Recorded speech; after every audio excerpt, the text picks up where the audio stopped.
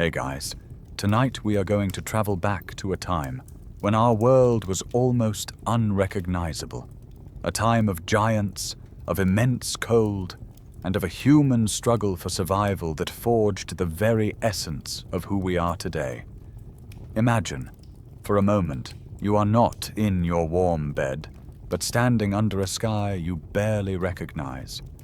The air is so thin and dry it cracks your lips instantly, and a relentless wind scours the landscape, carrying with it the fine, gritty dust of continents. The sun is a pale, distant disk that offers little warmth, hanging low in a perpetually hazy sky. This is the Ice Age, and a quick reality check. You probably wouldn't survive this.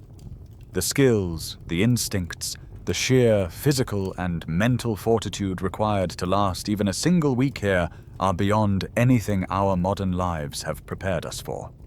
So, before you get comfortable, take a moment to like the video and subscribe, but only if you genuinely enjoy what I do here. That small click sends a big signal to the algorithm. That long-form, serious educational content still matters. And to me, it's an incredibly meaningful show of support. Thank you so much for helping keep this channel going strong.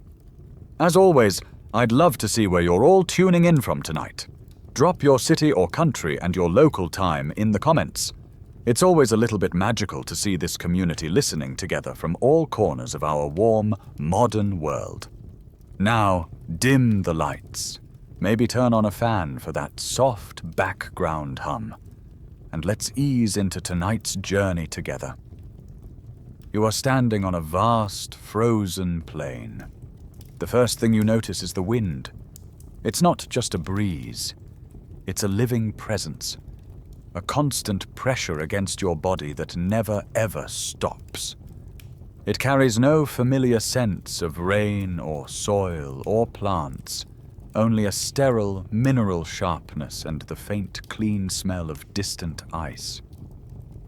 You pull your furs tighter, a gesture so automatic it feels like a part of your own body, and you scan the horizon. There are no trees, not a single one. No gentle rolling hills of green, no familiar forests to break the oppressive scale of the landscape. Instead, the ground is a carpet of brownish green, a tough, scrubby tundra that crackles under your feet. It stretches on and on in every direction, a seemingly infinite expanse under a sky of washed-out blue. And then you see it. Dominating the entire northern horizon is a wall. A wall of glittering crystalline ice that seems to scrape the very heavens. It is so vast, so utterly monumental, that your brain struggles to process its scale. It's not a feature on the landscape. It is the landscape. You can feel its immense cold radiating from miles away. A silent, powerful hum that seems to vibrate deep in your bones. This is a glacier, a river of ice kilometers thick, and it is the master of this world. It's easy to think of this place as static, a world locked in a permanent, unchanging, deep freeze. But that's the first and perhaps most important misconception we need to let go of. This frozen world is not a static photograph. It's a living, breathing thing. It operates on a timescale so immense it's almost impossible for our minds to grasp. This world is in constant, rhythmic motion. The ice you see before you is not just sitting there. It is advancing, grinding, and reshaping the very bones of the earth. And just as it advances, in other long, slow ages, it retreats. This era, which we call the Ice Age, is more accurately a series of ice ages. Long, brutal glacial periods punctuated by warmer spells, called interglacials, like the one we are lucky enough to be living in today. The last major push of the ice, which peaked around 20,000 years ago, is known by many names.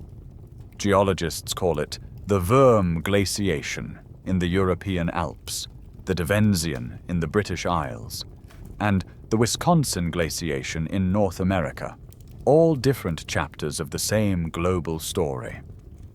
Our understanding of this grand planetary rhythm comes from some of the most remote places on Earth. Scientists have drilled deep into the ice sheets of Antarctica and Greenland, pulling up cylinders of ice over 3 kilometers long. These ice cores are like frozen time capsules.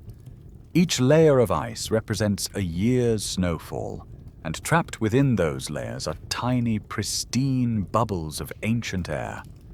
By analyzing these bubbles, scientists can measure the precise composition of Earth's atmosphere from hundreds of thousands of years ago, tracking the rise and fall of carbon dioxide and other greenhouse gases. These frozen records are the ultimate scientific evidence.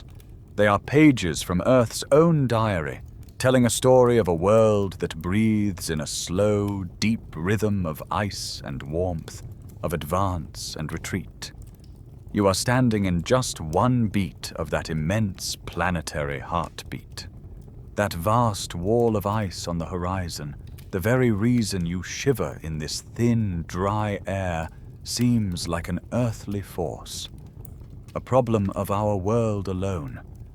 But as you stand there, under the pale light of the distant sun, you might look up into the endless, dark vault of the daytime sky and wonder. The answer to this planet's immense rhythmic shiver isn't found on its surface, but out there in the silent gravitational dance of the cosmos. The great ice ages are governed by a grand celestial clockwork, a pacemaker whose ticking is measured in tens of thousands of years.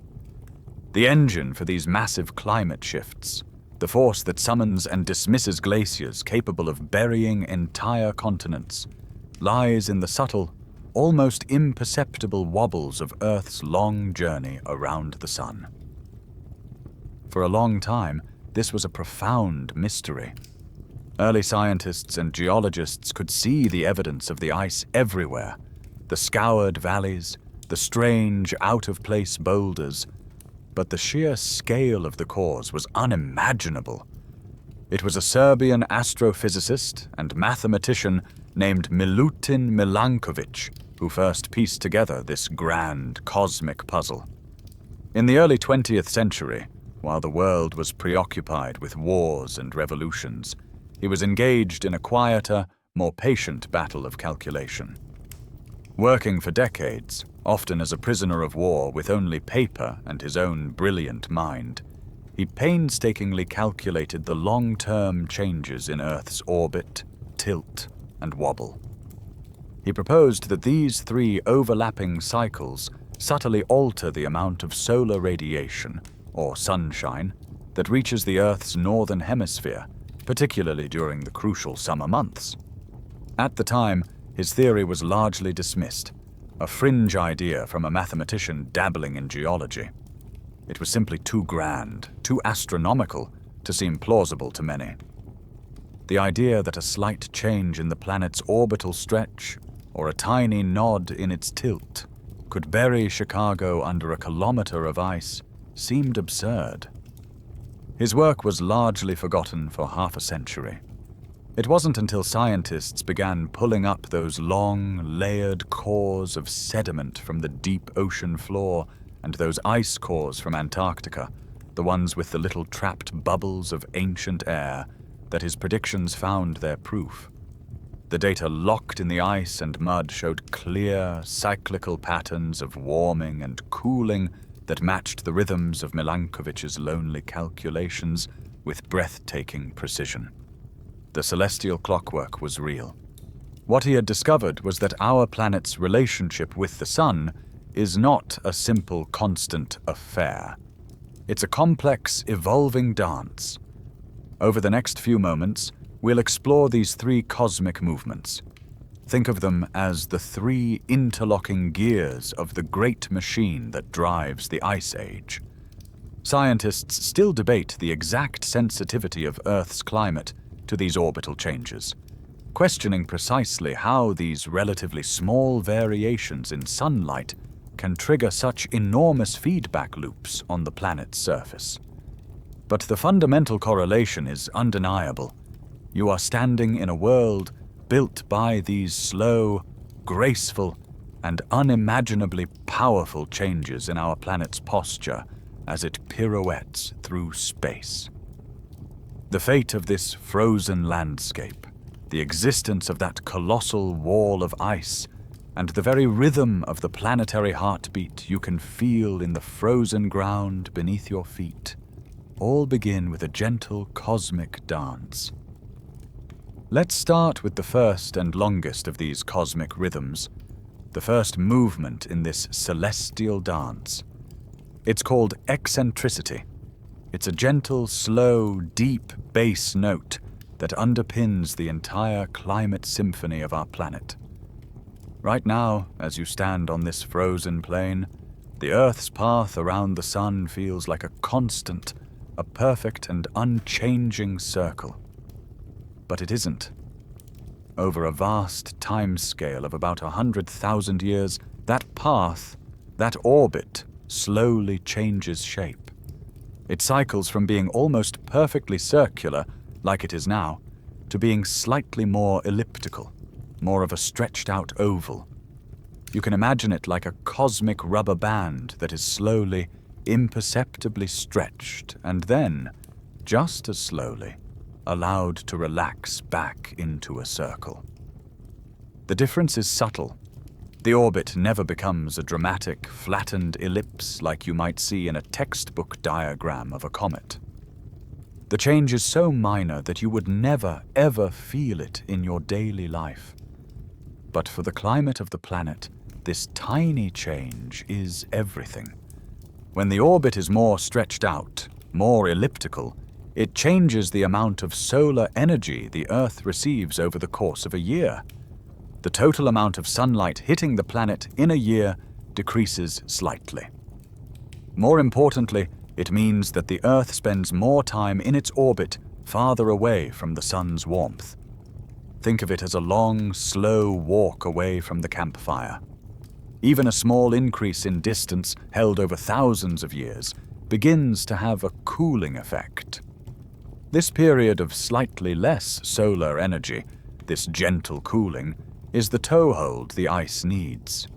It's the opportunity for winter snows in the great northern highlands of Canada and Scandinavia to survive the slightly cooler summers, to not melt away completely. Year after year, decade after decade, century after century, a little more snow survives. It gets compressed into dense, granular ice called firn, and then, eventually, into the blue, crystalline glacial ice of the Titan you see on the horizon. This 100,000-year cycle of eccentricity matches the main drumbeat of the major glacial and interglacial periods for the last million years. It's the grand rhythm, the master switch that seems to push the Earth into and out of its deepest freezes. It's a curious cosmic fact that our neighbor, Venus, has an orbit that is the most circular of any planet in our solar system, making its own long-term climate cycles, if it has any, far more stable than Earth's. Our planet's slightly wobbly and stretchy path makes it uniquely sensitive, capable of these dramatic swings from greenhouse to icehouse. So as you feel that deep, resonant cold seeping up from the permafrost beneath your feet, you are feeling the consequence of this long, slow, 100,000-year stretching of our planet's journey through the cosmos. It's the first gear in the great machine, setting the stage for the more rapid and intricate dances to come. It's the long, patient breath that allows the chill to first take root, preparing the world for the true reign of the ice. The long, slow stretching of the Earth's orbit sets the stage, creating a long, cool autumn for the planet. But it's the second cosmic movement that truly invites the ice to begin its march. This next dance is called obliquity, which is simply a scientific term for the planet's tilt. As you stand on this frozen ground, the Earth beneath you is not spinning perfectly upright as it journeys around the Sun. It's tilted on its axis, currently at an angle of about 23.5 degrees. This tilt is the very reason we have seasons. It's why the northern hemisphere is angled towards the Sun in June, giving us summer, and angled away from it in December, bringing winter. But just like the shape of our orbit, this tilt is not constant. Over a steady repeating cycle of 41,000 years, the Earth's axis nods gently up and down. It rocks slowly between a minimum tilt of about 22.1 degrees and a maximum of 4.5 degrees. Imagine the Earth as a spinning top. As it spins, it doesn't just stay perfectly vertical. It often has a slow, rhythmic nod to it. That's obliquity. This gentle nodding motion has a profound effect on the seasons. When the tilt is at its maximum, at 24.5 degrees, it's like the planet is leaning much more into the sun's glare. The seasons become far more extreme. Summers in the high northern latitudes get hotter, and winters get much, much colder. But when the tilt is at its minimum, when the Earth is spinning more upright at 22.1 degrees, the opposite happens. The seasons become much milder. Summers are cooler and winters are warmer. Now here is the beautifully counterintuitive part of the story. You might think that a colder winter is what you need to start an ice age, but that's not quite right. You can have the coldest winter imaginable, with mountains of snow, but if it's followed by a hot, blazing summer, all of that snow will simply melt away. The key to building a glacier, to growing that continent-sized wall of ice you see on the horizon, is not the severity of the winter, but the mildness of the summer. The real magic happens when the Earth's tilt is at its minimum. During these periods, northern summers are just cool enough that some of the previous winter's snow doesn't melt. A patch of white survives the summer season on a high plateau in Canada. The next winter, more snow falls on top of it. The next summer, a little more of that snow survives. It builds, layer upon layer. The weight of the snow on top compresses the snow beneath it, squeezing out the air, turning it into that dense, icy substance called firn, and eventually into the colossal, slow-moving river of blue ice that begins to flow under its own immense weight.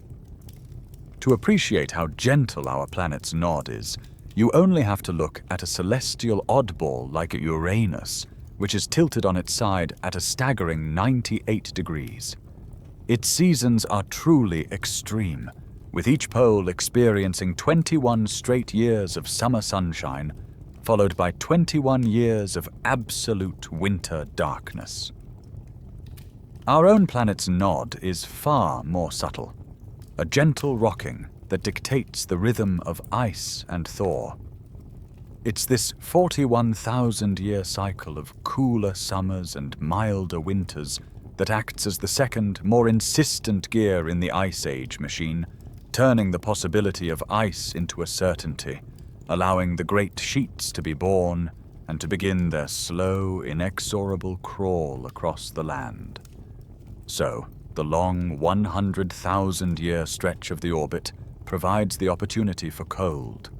The gentle 41,000-year nodding of the planet's tilt delivers the cool summers needed for ice to survive. Now comes the third and final movement in this cosmic dance, the one that truly synchronizes all the pieces. This cycle is called precession, and it's a slow, steady wobble of the Earth's axis. If you've ever spun a top or a coin, you've seen this happen.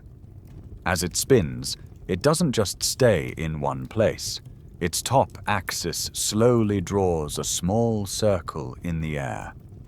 The Earth does the exact same thing as it rotates. Over a long cycle of about 26,000 years, its axis slowly wobbles, tracing a circle in the heavens. This celestial wobble is what makes our choice of a North Star temporary. Today, the Earth's axis points almost directly at the star Polaris. But 13,000 years ago, at the halfway point in this cycle, the axis would have been pointing towards the brilliant star Vega. Ancient Egyptian pyramid builders, charting the heavens thousands of years ago, would have used a star called Thuban in the constellation Draco as their pole star. This slow, patient wobble is a real and constant motion. While its most famous effect is on our view of the stars, its most powerful effect is on our climate. The precession of the axis changes the timing of the seasons. It determines where the Earth will be in its orbit during our summer or winter. Now, let's bring all three of these cosmic gears together. Remember that Earth's orbit isn't a perfect circle. It has a closest point to the Sun, called perihelion, and a farthest point, called aphelion. Today, the Northern Hemisphere's winter happens to occur near perihelion when we are closest to the Sun, which makes our winters slightly milder than they would be otherwise. Correspondingly, our summer occurs near aphelion when we are farthest from the Sun, making them a little cooler. But because of precession, this timing slowly shifts. In about 13,000 years, the situation will be completely reversed. The Northern Hemisphere's summer will happen when the Earth is closest to the Sun, and its winter will occur when it's farthest away. This will lead to much hotter summers and much colder winters. Here, then, is the perfect storm for an ice age. This is the moment when all three cosmic cycles align to create the coldest possible conditions for the Northern Hemisphere, where most of the world's landmass sits. First, the Earth's orbit must be in a highly elliptical phase, stretched out by eccentricity. Second, the Earth's tilt, or obliquity, must be at its minimum, already preconditioning the planet for milder seasons and cooler summers. And third, the final crucial trigger. The wobble of precession must align so that the Northern Hemisphere's summer occurs when the Earth is at its absolute farthest point from the Sun in its stretched-out orbit. This is the triple lock combination that starves the North of the heat it needs to melt its winter snow. The summers become so cool, so brief and anemic, that the ice sheets have no choice but to grow. It is this rare alignment of celestial mechanics that throws the switch. As you stand on this frozen ground, buffeted by the ceaseless wind, you are living in the result of one such perfect cosmic alignment. The world around you, cold and vast and ruled by ice, was born from this intricate and powerful waltz of worlds, a dance of orbit, tilt, and wobble. That perfect alignment of orbit, tilt, and wobble is the cosmic trigger. It's the gentle external push that nudges the Earth's climate system towards the cold. But what happens next, the truly dramatic runaway growth of the ice, is a story of our planet's own powerful feedback loops. The celestial dance opens the door, and the Earth itself eagerly rushes through it, amplifying that initial chill into a full-blown ice age. The first and most powerful of these feedback loops is a simple concept with a beautiful name: the albedo effect. Albedo is just a measure of how much sunlight a surface reflects. A dark surface, like a deep blue ocean or a green forest, absorbs a lot of sunlight and heats up. A bright white surface, like a fresh field of snow, reflects most of the sunlight right back into space and stays cool. You are there, witnessing the very beginning of the process. You're standing in a high mountain valley in what will one day be northern Canada. For centuries, the snows here have melted away by late August. But now, thanks to those cool summers brought on by the cosmic cycles, a few patches of snow survive the season. The next year, those white patches reflect the summer sun, keeping the ground beneath them colder than the surrounding dark tundra. This cooler ground allows even more snow to stick around the following year. The white patch grows. As it grows, it reflects more sunlight. As it reflects more sunlight, the area gets colder. As it gets colder, the patch grows even larger. It's a classic runaway effect, a vicious cycle, or perhaps a virtuous one, if your goal is to build a glacier.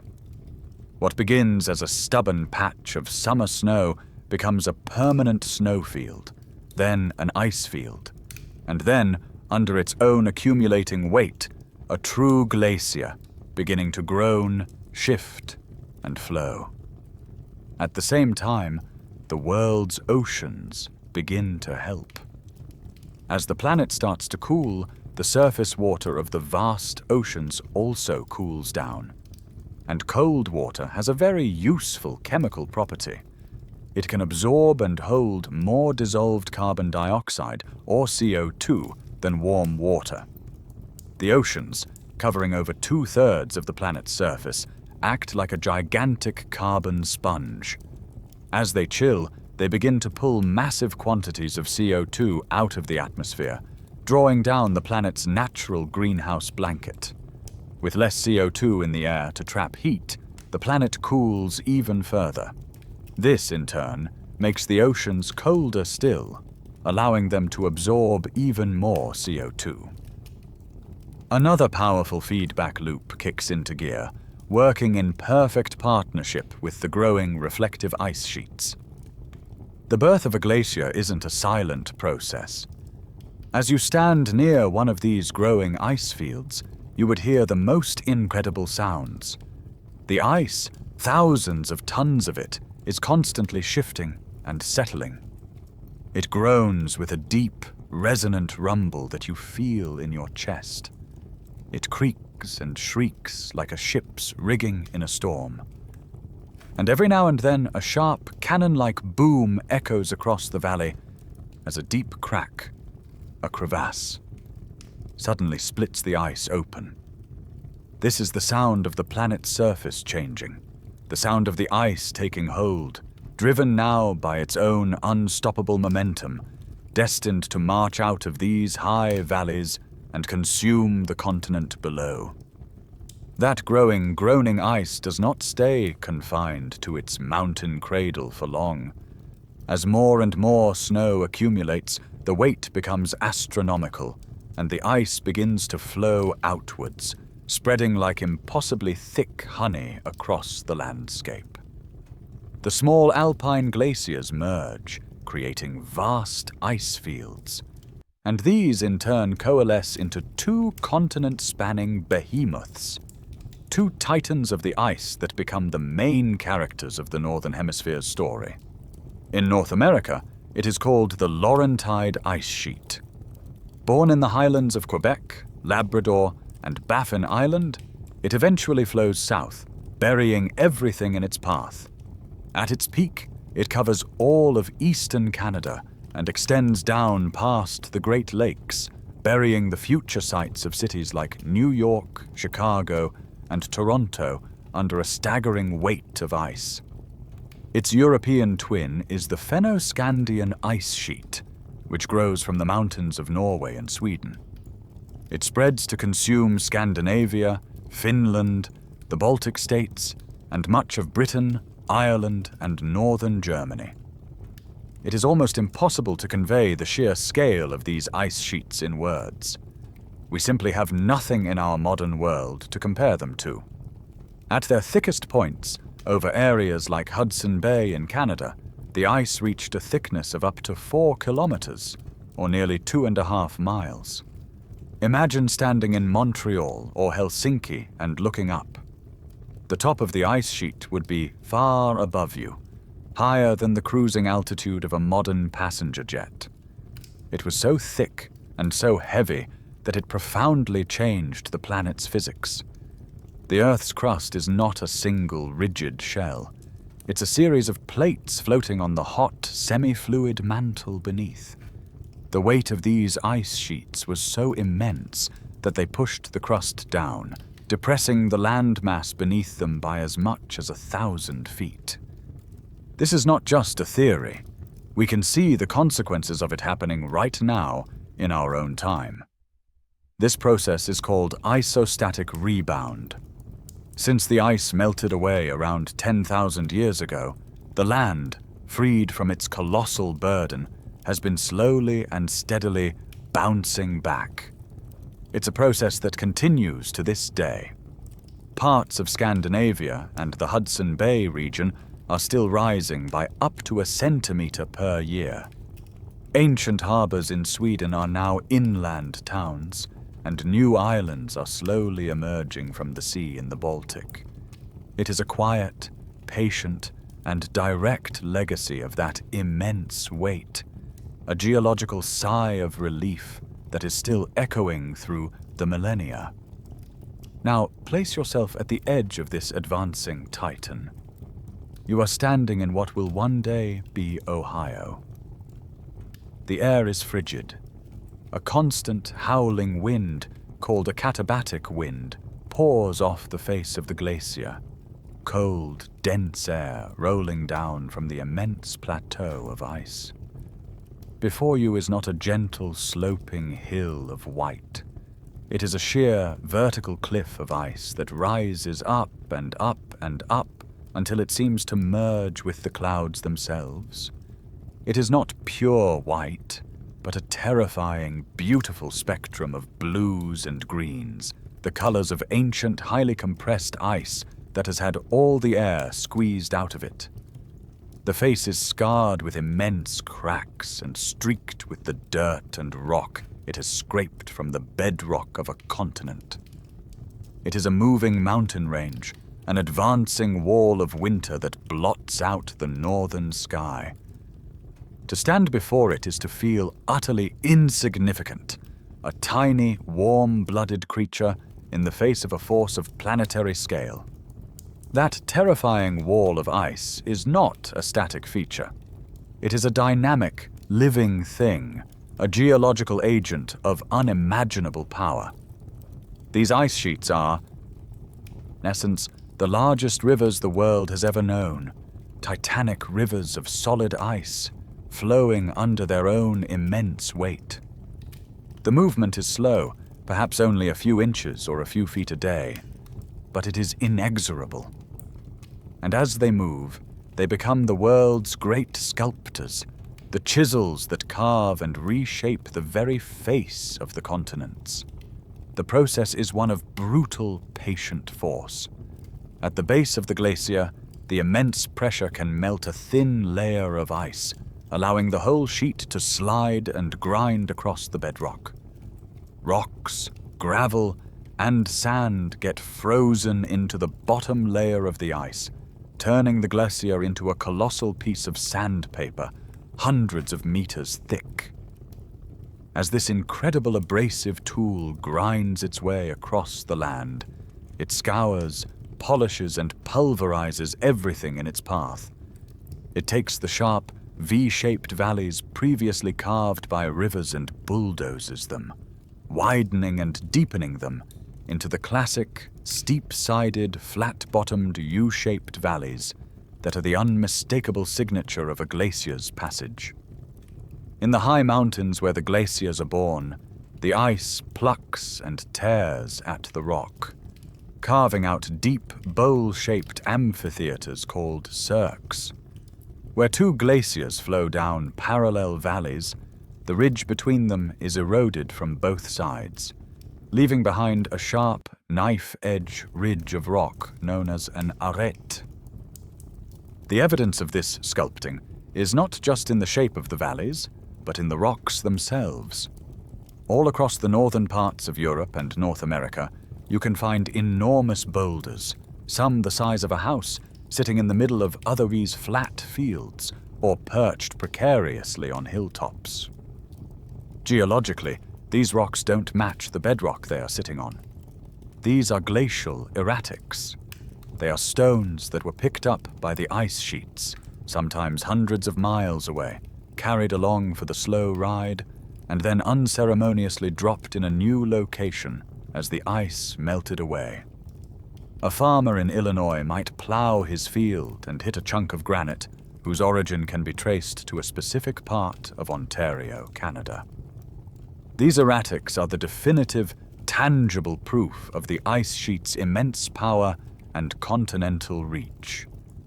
They are the geological footprints of the Titans.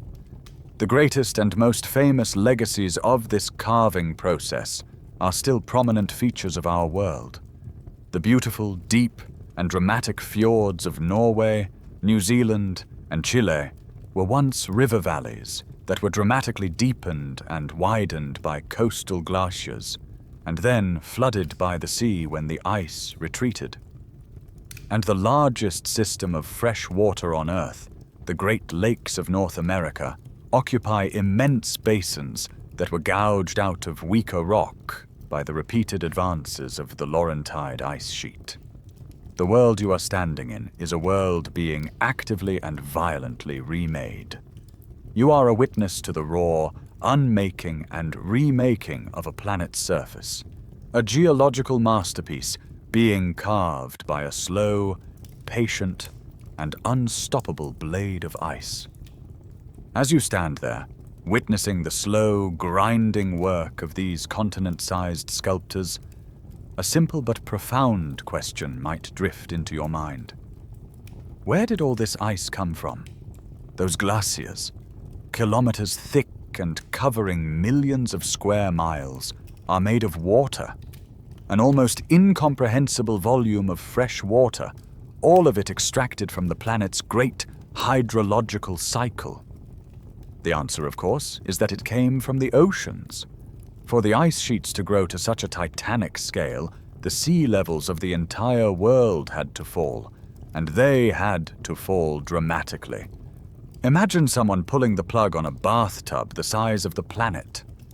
As the great ice sheets grew, sucking up more and more of the world's water and locking it away as ice, the coastlines of every continent began to recede. At the peak of the last glacial maximum, around 20,000 years ago, the global sea level was a staggering 120 meters, or about 400 feet, lower than it is today. This is a change so vast it's difficult to picture. It's not a low tide, it's a different world map entirely.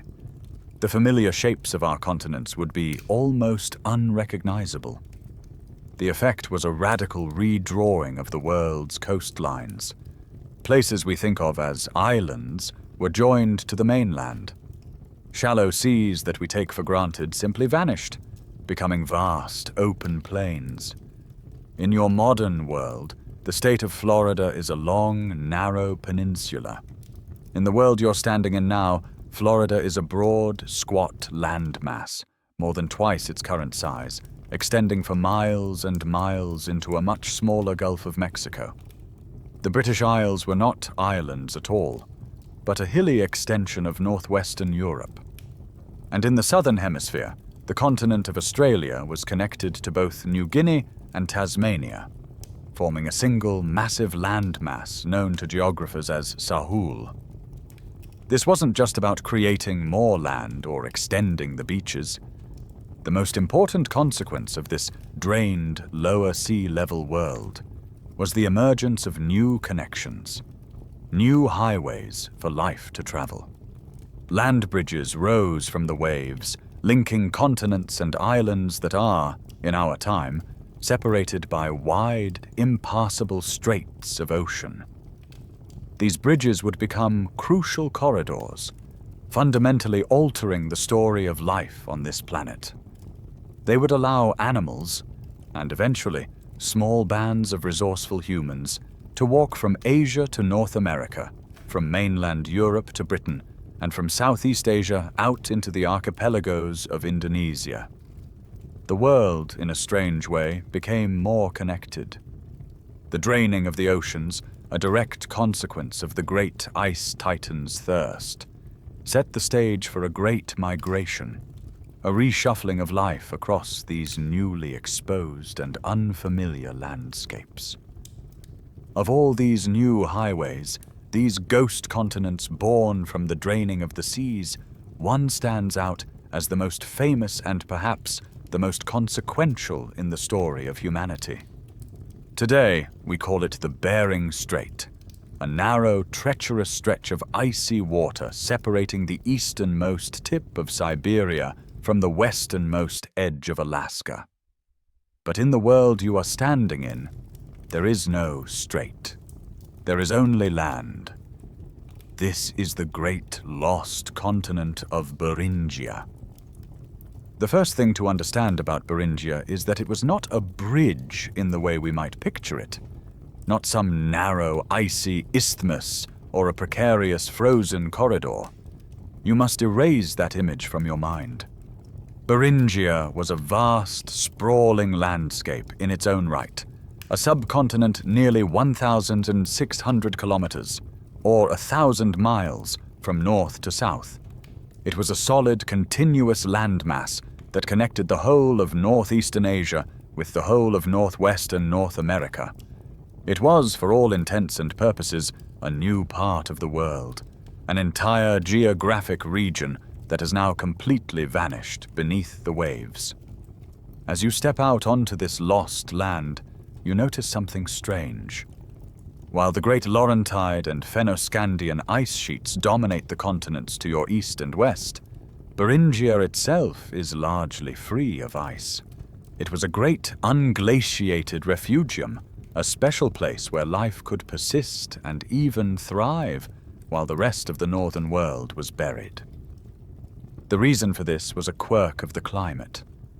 The air here was extremely cold, but it was also incredibly dry. The weather patterns were such that there wasn't enough moisture in the atmosphere for the massive amounts of snow needed to build glaciers to fall. So instead of a landscape of deep ice, you find a vast wind-swept plain, a polar desert, or what scientists call a steppe tundra. The ground is frozen solid with permafrost, and a relentless wind scours the low, rolling hills. But it is not a barren wasteland. In the more sheltered valleys and lowlands, a tough, hardy ecosystem clings to life. There are no trees, but the ground is covered in a dense mat of grasses, sedges, and hardy, low-lying herbs. Dwarf willows and birches, no taller than your shin, hug the ground, their tiny forms a testament to the harshness of the wind. This sparse but surprisingly nutritious vegetation was enough to support herds of the great Ice Age animals. Woolly mammoths, steppe bison, and ancient horses roamed across this immense plain, grazing on the tough grasses. For them, this wasn't a bridge. It was simply home. It was a vast territory that connected the mammoth steppes of Asia with the unglaciated parts of North America. And crucially, where the great herds went, small bands of human hunters followed. For thousands of years, people lived in Beringia, adapting to its harsh, treeless environment. They hunted the great beasts, fished in the shallow rivers, and sheltered from the wind in skin tents, weighted down with mammoth bones. And over those millennia, they slowly, perhaps without even realizing it, walked from the old world into the new. This vast, sunken plain of Beringia was the gateway, the single most important entry point through which the first humans populated the Americas. You are standing on the stage of one of the greatest migration stories in human history. Leaving the vast, wind-scoured plains of Beringia behind, our journey takes us now to another lost world, a landscape that is perhaps even more poignant because it was not a harsh frontier, but a thriving, vibrant heartland. We travel to Europe, to the shallow basin that is now occupied by the North Sea. In the drained world of the Ice Age, This is not a sea at all. This is Doggerland, the sunken heart of Europe. As you leave the shores of what will one day be Denmark or the Netherlands, you don't step into a boat. You simply keep walking out onto a vast and gentle landscape that connects the European mainland with the hills of eastern Britain. Unlike the harsh, treeless steppe of Beringia, Doggerland is a much softer, more forgiving place. It lies further south, sheltered by the British Isles from the worst of the Atlantic storms and warmed by ocean currents. The climate here is more temperate, and the land is rich and teeming with life. You are walking through a landscape of low, rolling hills, wide, marshy valleys, and vast lagoons that glitter in the pale sunlight. Lazy, meandering rivers snake their way across the plain, their banks thick with reeds and willows. In the uplands, there are groves of birch and pine, a stark contrast to the endless tundra of the far north. The air here smells of damp earth, of salt from the distant sea, and of the green, growing things around you. This was not a mere land bridge, it was a destination. It was some of the best real estate in Ice Age Europe. The rich wetlands and estuaries supported enormous flocks of waterfowl, and the rivers were choked with fish like salmon and pike. The lush meadows and open woodlands were home to vast herds of red deer, giant aurochs, the formidable wild ancestors of modern cattle, and wild boar.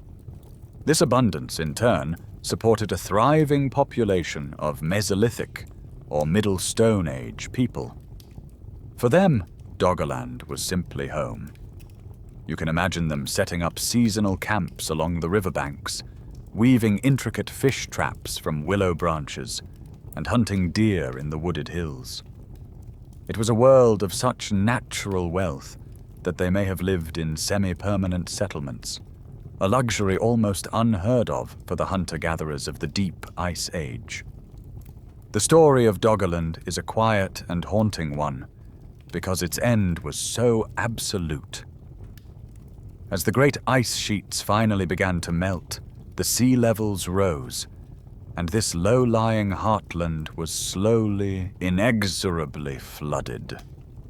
The people who lived here would have been forced to retreat, generation after generation, as the sea claimed their hunting grounds and sacred places. The memory of this land may have survived for a time as legends of a drowned paradise. For millennia, that is all it was. But in the modern age, a strange thing started happening. Fishing boats, dragging heavy nets across the floor of the North Sea, began pulling up bizarre treasures. They dredged up the bones of mammoths and cave lions, the giant antlers of extinct deer, and most compellingly of all, beautifully crafted stone tools, harpoon points, and even the fossilized remains of the humans who had made them. Every artifact is a tangible, ghostly message from this sunken world, a reminder of the vibrant heart of Europe that now lies silent and dark beneath the waves. The story of the Ice Age is so often dominated by the great frozen titans of the north, by the Laurentide and Fennoscandian ice sheets. But the planet is vast, and the rhythmic pulse of the ice and cold was felt everywhere, though it expressed itself in very different ways. Your journey now takes you south, far south, across the equator, to see what the Ice Age meant for the other half of the world. In South America you find a smaller but no less dramatic echo of the northern glaciers. A great Patagonian ice sheet covers the southern Andes, straddling what will one day be Chile and Argentina. It grinds through the sharp mountain peaks, carving deep fjords on the Pacific coast and spilling out as great lobes of ice onto the eastern plains. The landscape here is wild and spectacular, a world of jagged, ice-carved mountains and vast, wind-swept grasslands. And roaming these grasslands is a completely different cast of giant creatures. Instead of mammoths, you see the colossal megatherium, the giant ground sloth, a beast the size of an elephant that could stand on its hind legs to browse from trees. And you might catch a glimpse of a glyptodon, a creature like a Volkswagen Beetle brought to life, a heavily armored mammal related to the armadillo, with a bony, domed shell for protection. Further across the Pacific, the high mountains of New Zealand's South Island are also choked with ice. The glaciers here are far more extensive than the small remnants that exist today, and they flow all the way down to the sea, carving out the breathtaking fjords that will one day be known as Milford Sound and Doubtful Sound. But it is on the great, isolated continent of Australia that you find the most profound difference. The Ice Age in Australia was not a story of ice, but of aridity. It was a story of water, or the lack thereof. As the world cooled and so much moisture was locked up in the northern ice sheets, Australia became much, much drier than it is today. The great deserts of the interior expanded, and the forests and woodlands contracted into small, isolated pockets. Here, the megafauna is truly alien. You find no mammoths or rhinos. Instead, you see herds of diprotodon, giant wombat-like marsupials the size of a hippopotamus, the largest marsupial that ever lived. And hunting them is not a saber-toothed cat, but megalania, a terrifying 7-meter-long goanna, a predatory lizard of monstrous proportions. Africa, too, experienced a great drying. The mighty Sahara Desert, far from being confined to the north, expanded deep into the heart of the continent. The great rainforests of the Congo shrank, and the savannas became drier and dustier. For the animals and for our own early human ancestors living in Africa, the great challenge of the Ice Age was not surviving the cold, but surviving the drought. Life became a desperate, constant search for water, concentrating around the great permanent river systems like the Nile, the Congo, and the Zambezi. The Ice Age was truly a global phenomenon, a climatic pulse that reshaped every corner of the world, whether through the crushing power of ice or the silent, creeping dominance of the dust and the drought. Whether you are standing in the dry plains of Patagonia or the expanding deserts of Africa, the story is one of unique, regional adaptations to the global cold. But as your journey returns to the Northern Hemisphere, you discover the great unifying feature of the Ice Age world, the ecological thread that ties the continents together. It is an ecosystem that no longer exists today, a lost world of grass that was the true engine of the Ice Age. It is called the Mammoth Steppe. Forget any image you might have of a modern steppe, like the plains of Central Asia, hot, arid, and sparse. And forget the modern Arctic tundra, soggy, boggy, and dominated by nutrient-poor mosses and lichens.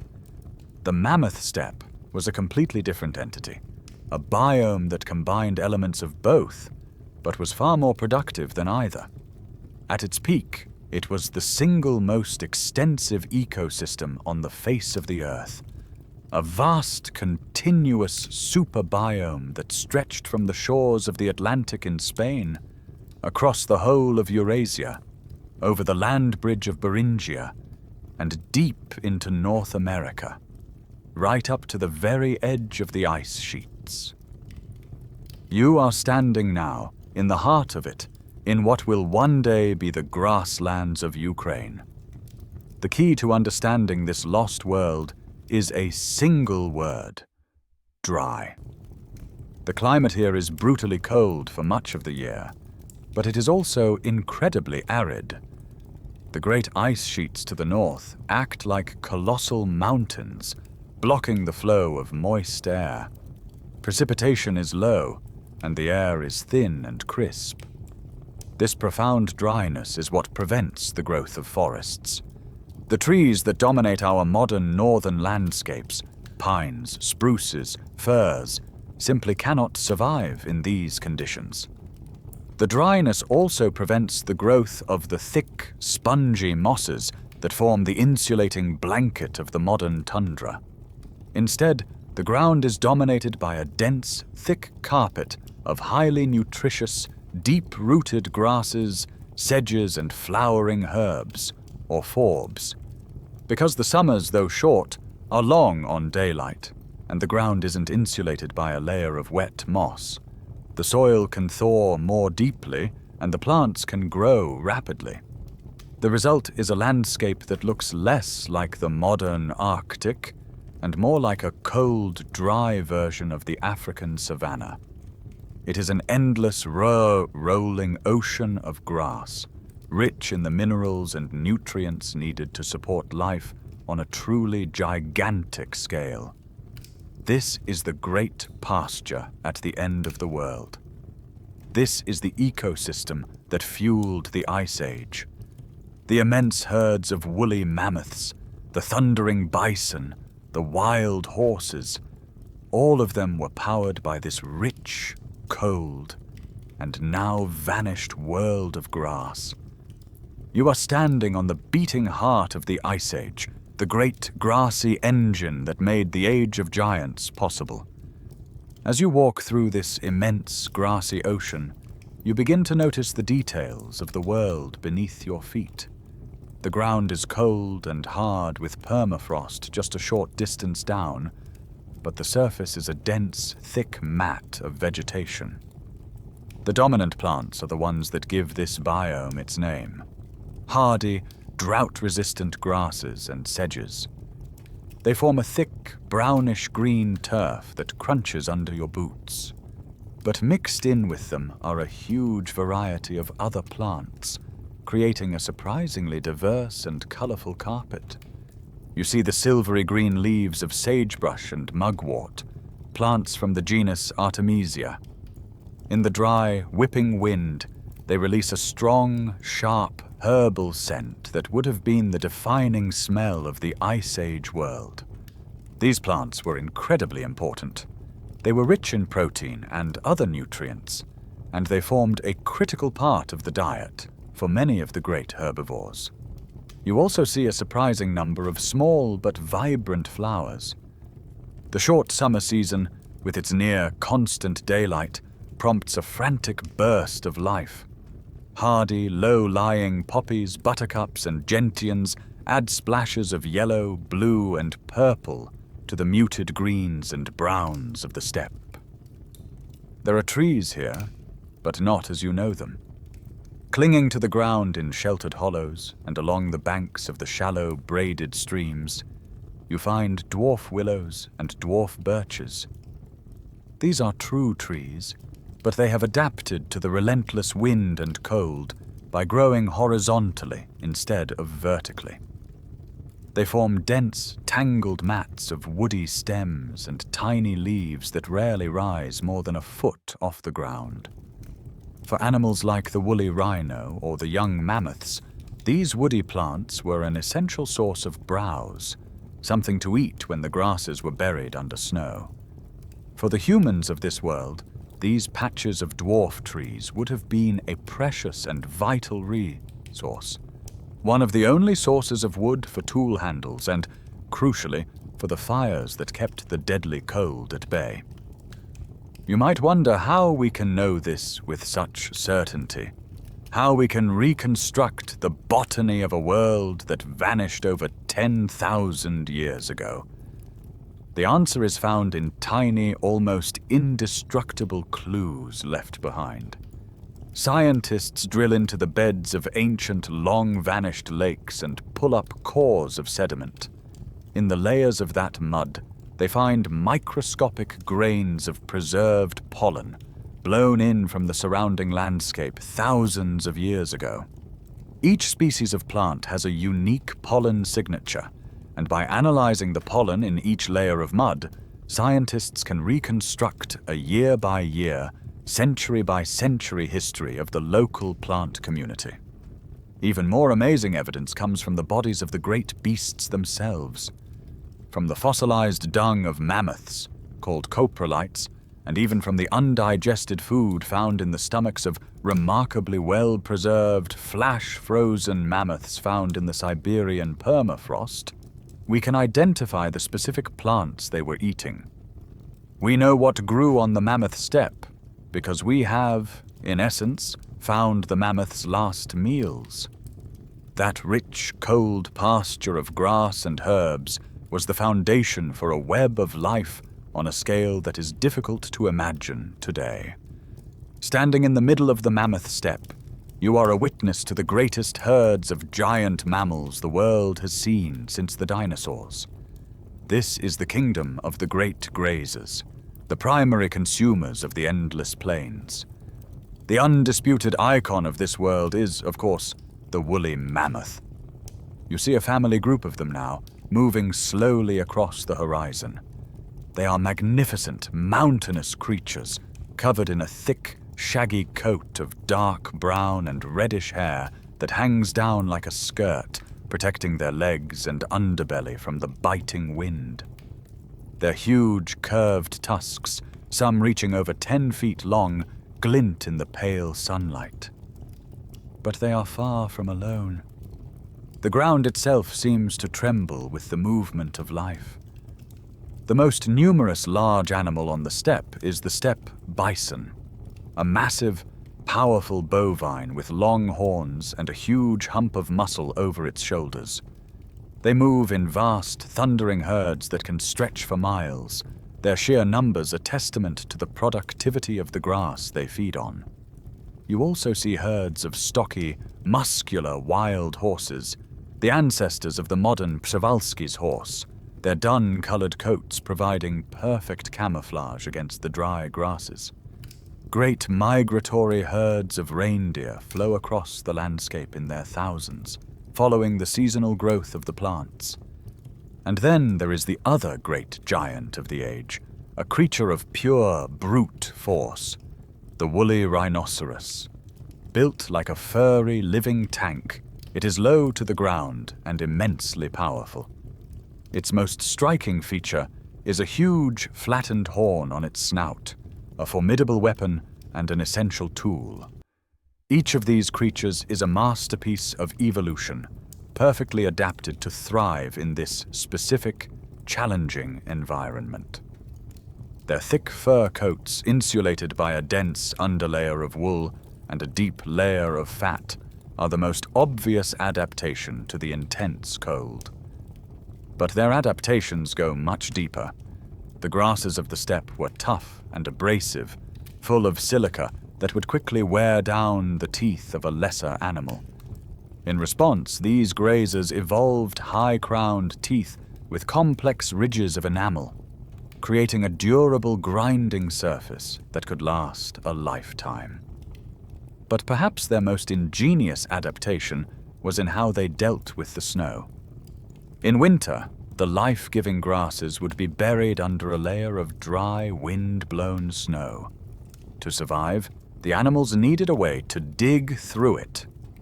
The mammoth's long, dramatically curved tusks were not just for fighting off predators. They were perfectly shaped to be swung from side to side, sweeping away the snow to expose the grass beneath. The woolly rhino's massive front horn served the same purpose, acting as a personal snowplow, allowing it to feed all winter long. You are watching a perfectly tuned biological machine, an entire ecosystem of giants, all of them shaped and defined by the challenges of the cold and the bounty of the endless grass.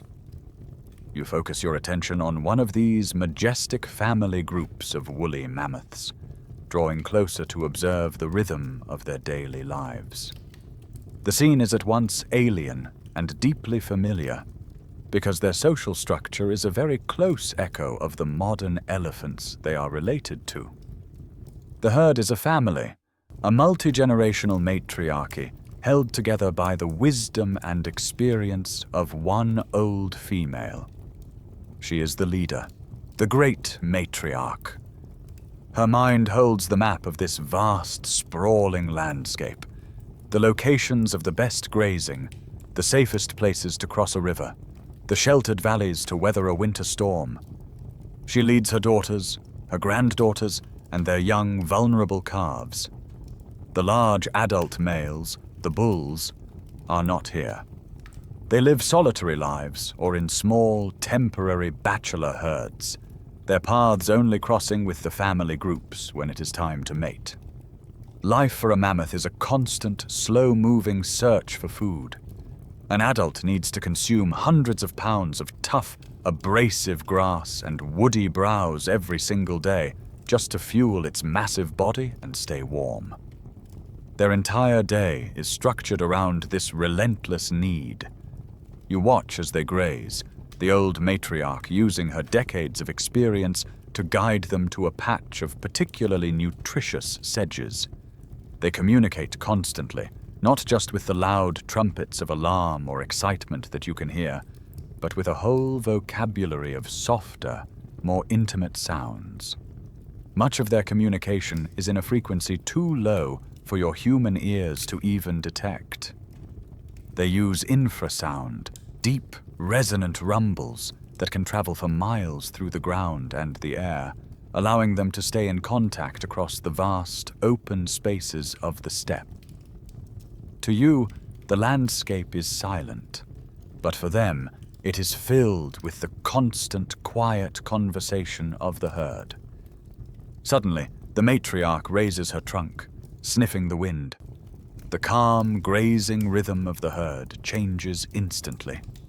They draw together, the younger females moving to the outside, forming a protective circle around the small, woolly calves in the center. It is a wall of flesh, fur, and sharpened ivory, a formidable defense against the predators that are a constant threat on the steppe. Our intimate knowledge of these creatures, from their social lives to their diet, has been immeasurably enriched by a series of incredible discoveries in the Siberian permafrost.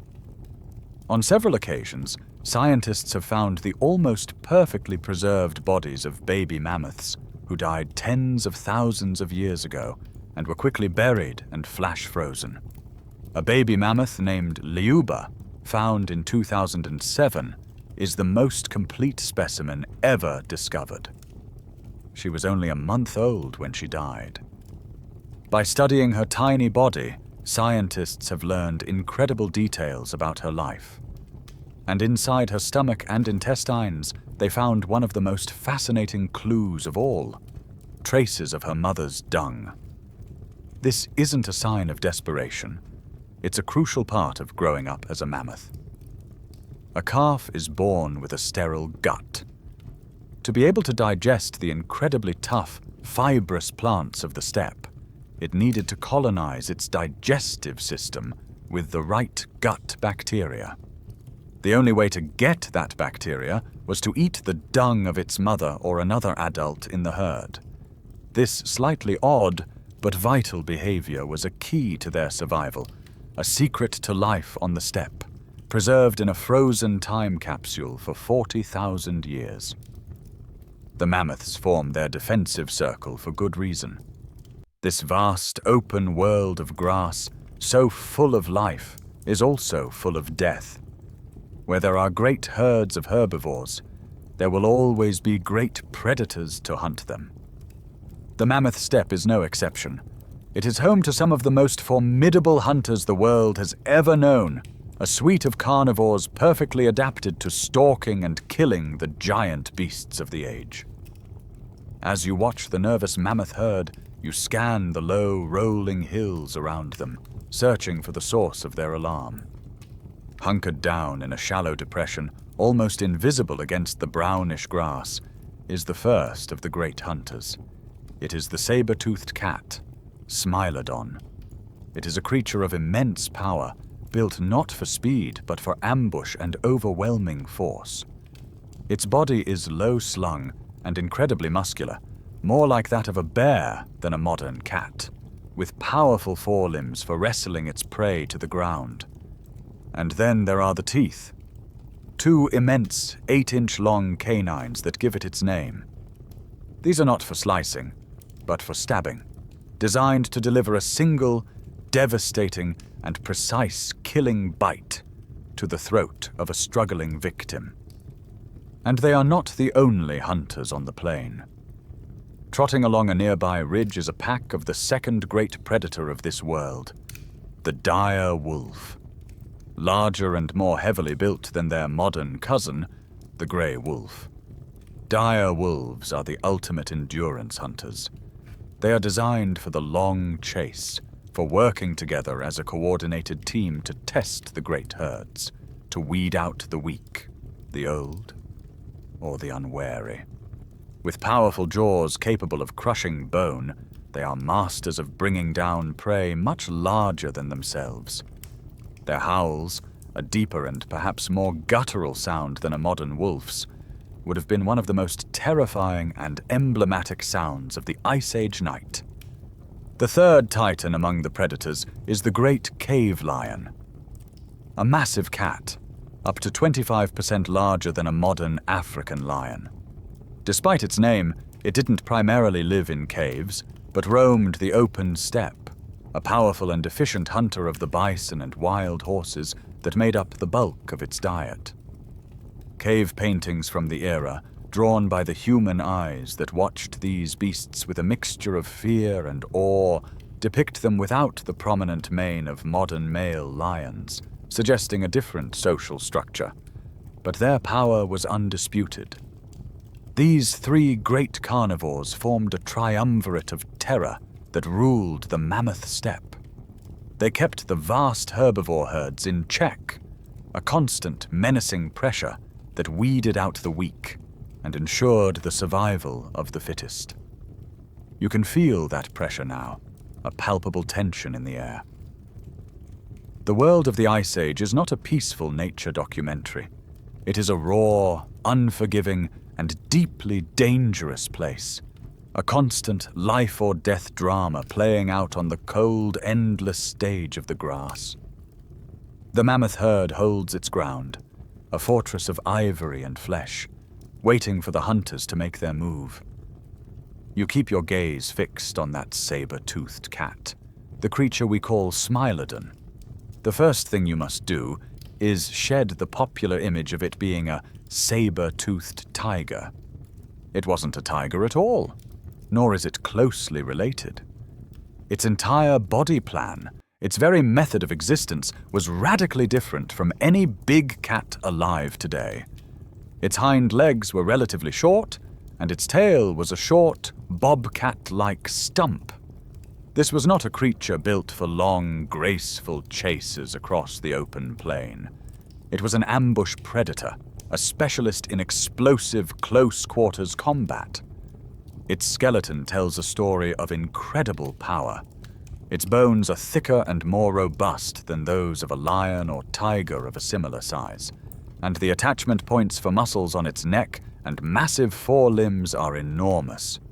It was built more like a bear, a low-slung, grappling powerhouse designed to wrestle prey to the ground and hold it there. And then there are the teeth, those magnificent, terrifying sabers. For over a century, they have been the subject of intense scientific fascination and debate. Paleontologists still argue about how Smilodon used its famous teeth. They were surprisingly thin from side to side, and while strong, they were vulnerable to snapping if they hit bone or were twisted. This means the cat had to be very precise. One theory suggests they were used to deliver a quick, targeted stabbing bite into the soft throat of its prey, using its immense neck muscles to drive the points home and sever the carotid arteries and jugular vein, causing death in seconds from massive blood loss. A second, more gruesome theory suggests it would wrestle an animal to the ground, pin it with its enormous strength, and then use its sabers on the soft, exposed belly, essentially acting as a can opener to rip open the abdominal cavity. Whichever method it used, it was a brutally efficient and highly specialized killing machine. Much of what we know about this incredible predator and about the dire wolves it competed with comes from a single remarkable place in modern-day Los Angeles, the La Brea tar pits.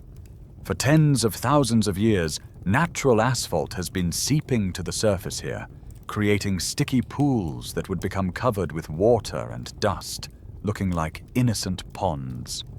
An unwary bison or horse would come to drink, get stuck in the tar, and its panicked cries would attract predators.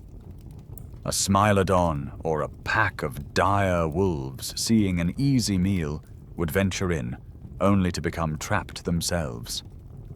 Over the millennia, this process repeated thousands of times, creating an incredible fossil treasure trove, a unique window into the Ice Age ecosystem.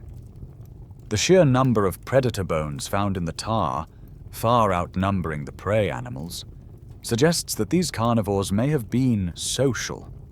Perhaps a whole pack of dire wolves or a pride of smilodon would get trapped together while trying to feed. The most compelling evidence for this social behavior comes from the bones themselves. Scientists have found smilodon skeletons with evidence of terrible, debilitating injuries, like broken legs or crushed pelvises, that had later healed. A solitary hunter with such an injury would be unable to hunt and would quickly starve. The fact that these animals survived for months or even years after their injuries strongly implies that they were being cared for, that other members of their social group were bringing them food and protecting them. It paints a picture not just of a fearsome killer, but of a complex social animal surviving together in this harsh and unforgiving world. The great hunters and their giant prey dominate the landscape, their life and death struggles playing out on a grand and dramatic scale. But to truly understand this world, you have to look closer, past the giants, to the smaller, humbler creatures that make the entire ecosystem work. Life on the Mammoth Steppe is not just a story of tusks and sabers, it's a story of quiet, clever survival in the margins. As winter descends and a thick blanket of snow covers the steppe, a whole new world comes to life, hidden from your view. This is the sub-Nevian world, the secret space between the bottom of the snowpack and the frozen ground. The snow acts as a surprisingly effective insulator, keeping this thin layer at a relatively stable temperature, safe from the howling sub-zero winds above. In this hidden kingdom, life scurries on. This is the world of lemmings and voles. You can imagine them scurrying through a maze of tunnels, their lives a constant search for the frozen roots and stems of the grasses and herbs that sustain them. They are the unseen, beating heart of the small animal food web, a vital source of protein for many other creatures. Above the snow, other survivors have perfected the art of camouflage. The Arctic fox and the Arctic hare trade their brown summer coats for a brilliant snowy white, rendering them almost invisible against the winter landscape. The fox listens with its sensitive ears for the faint scratching of a lemming beneath the snow, and then pounces, punching through the crust to catch its hidden meal. The lithe and deadly ermine, or stoat, is small enough to hunt the voles in their own sub-Nevian tunnels, a white ghost in the hidden world. But there is one more giant to meet on this landscape, a creature that is neither a grazer nor a classic ambush predator. As you watch a pack of dire wolves begin to feed on a freshly killed bison, a new figure appears on the horizon. It is the short-faced bear, Arctodus simus, and it is a terrifying sight. It is the largest mammalian land carnivore of the age. Taller and lankier than a modern grizzly or polar bear, it stands on long, stilt-like legs, that allow it to cover vast distances with an efficient, loping stride. While it was certainly a capable predator in its own right, many scientists believe it specialized in a different and perhaps more intimidating lifestyle. It may have been a kleptoparasite. A kleptoparasite is, quite simply, a food thief. The short-faced bear's unique anatomy, its long legs for traveling far and fast, its high-set nostrils suggesting a superb sense of smell for locating carrion from miles away, paints a picture of a supreme opportunist. It would stride across its vast territory, sniffing the wind, not necessarily for live prey, but for the scent of a fresh kill made by other, smaller predators. You watch now as it approaches the wolf pack. The wolves, despite their numbers and ferocity, are no match for this giant. With a single, intimidating charge, the bear bullies them off their hard-won meal, claiming it for itself. It was the great bully of the Ice Age, a testament to the fact that in this unforgiving world, survival was not just about strength or speed, but about using any advantage you could to secure the next vital meal. Amidst this epic cast of giant grazers and terrifying predators, another creature walks the mammoth steppe. This one is smaller, slower, and lacks the natural weapons of tusk, claw, or carapace. It has only its wits, its endurance, and the fire it carries with it like a captured star. This creature is you. For now, we step into the skin of our own ancestors and their close relatives, the hominins who not only survived this world, but eventually came to master it. On the plains of Ice Age Europe and Western Asia, you are a Neanderthal. The first thing to do is cast away the old, brutish caricature of a stooped, grunting caveman. That image is a relic of early, flawed fossil reconstructions. You stand fully upright, your mind sharp and your social bonds deep. Your body is a masterpiece of adaptation to the cold.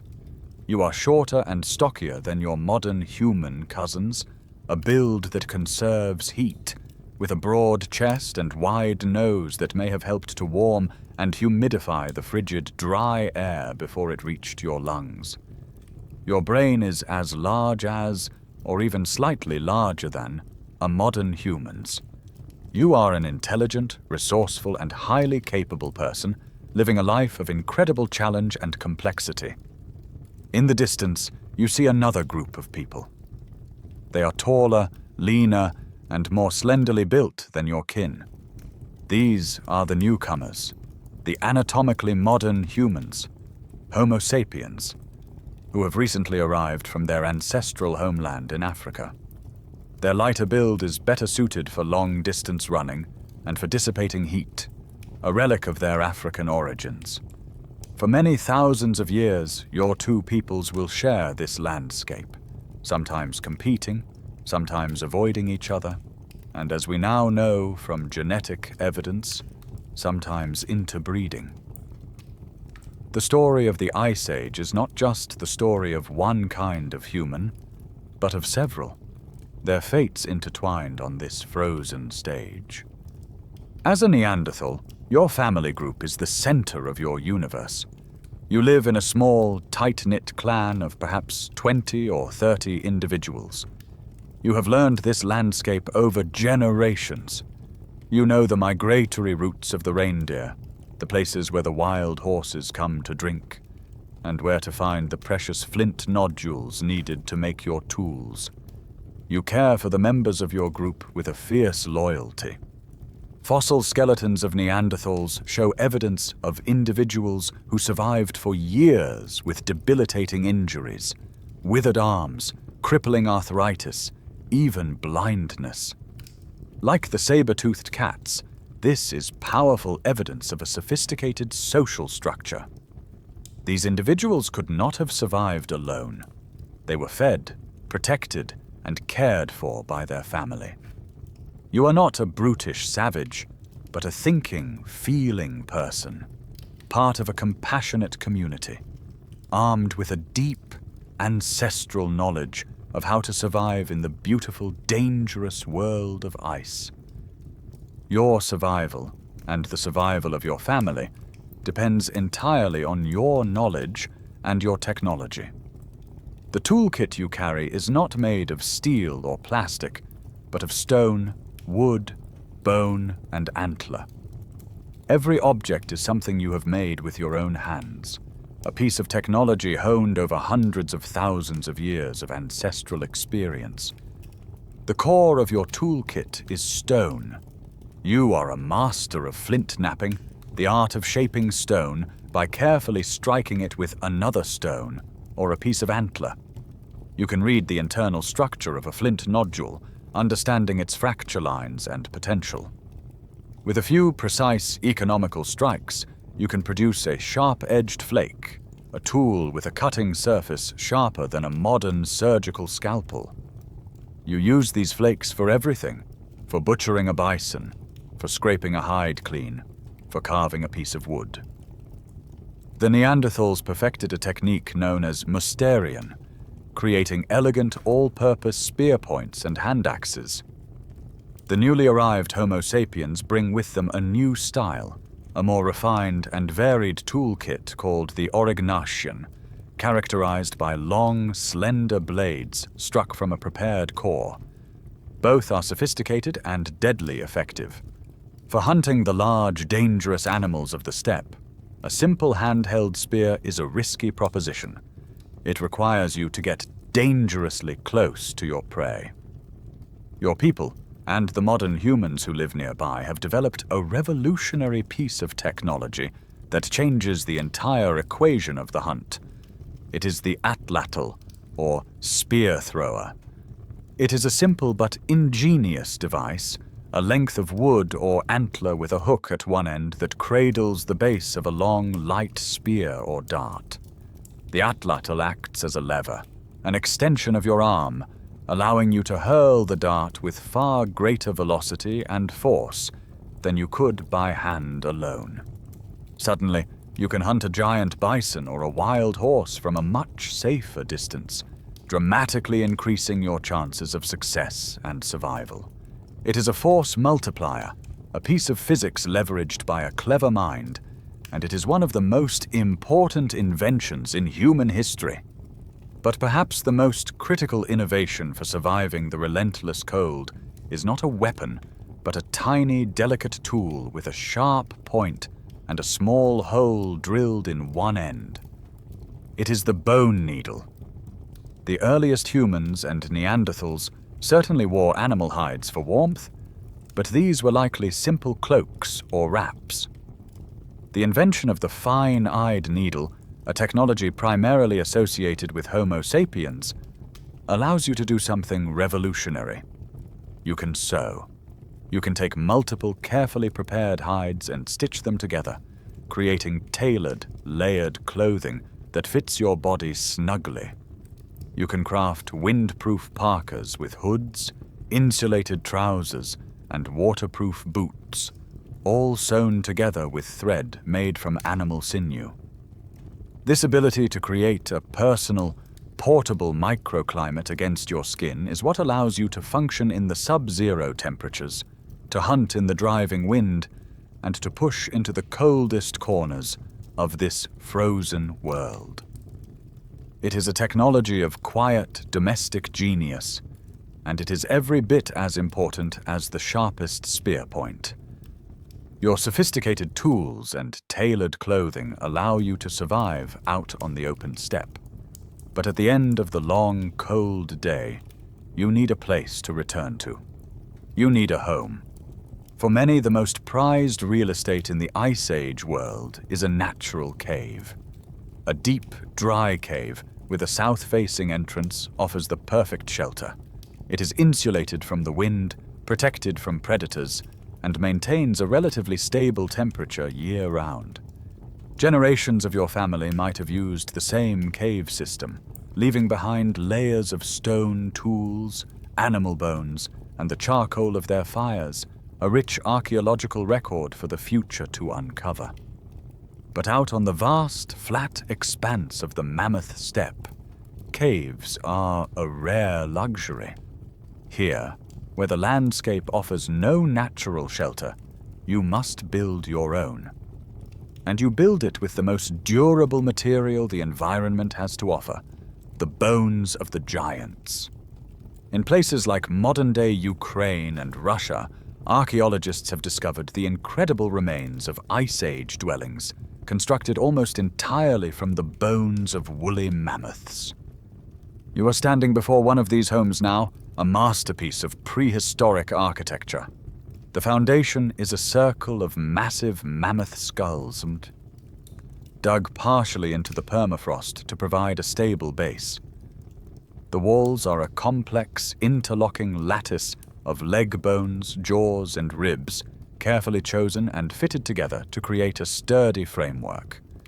The great curved tusks are used to create a high, domed roof and an arched entryway.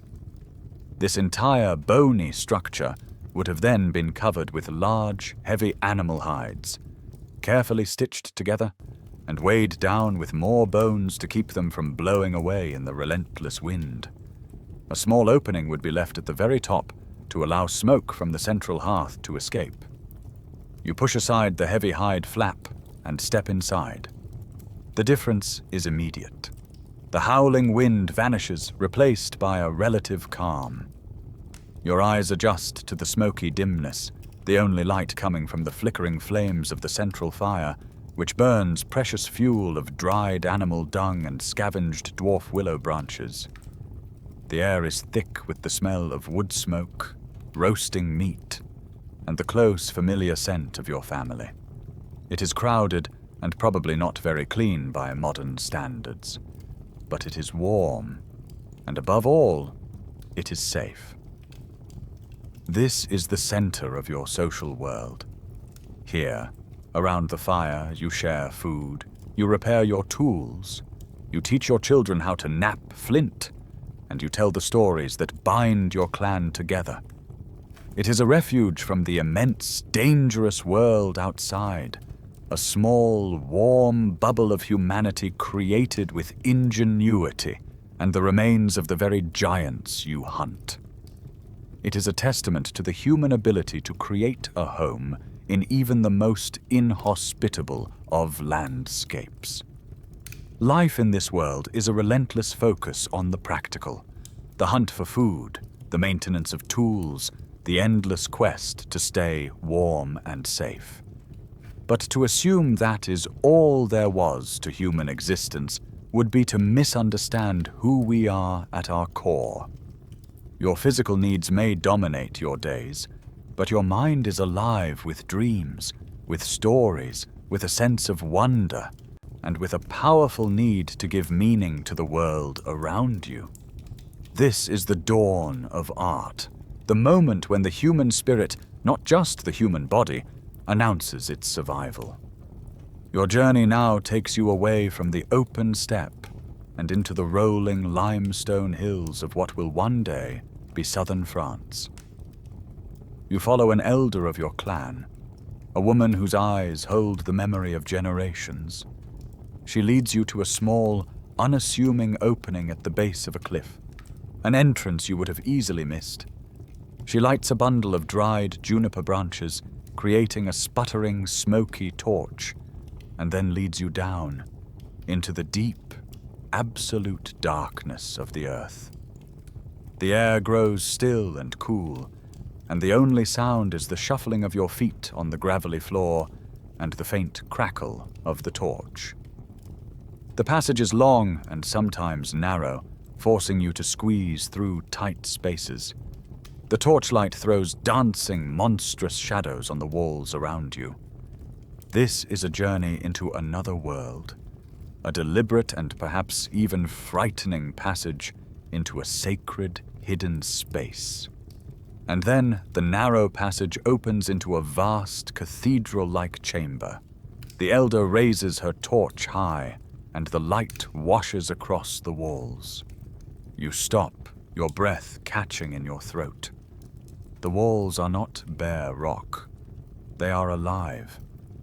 Covering the vast, undulating surfaces of the cave are hundreds of paintings. These are not crude stick figure drawings. They are masterpieces of art, created with a skill and vision that is staggering. You see a herd of wild horses, their heads turned as if startled by your light, their bodies so full of motion they seem ready to gallop off the rock. You see a line of immense, shaggy-maned cave lions, stalking purposefully across the limestone, their muscles tense with predatory focus. There are woolly rhinos, their heads lowered as if in a charge, and great, powerful bison, their shaggy humps rendered with a few perfect strokes of black manganese and red ochre.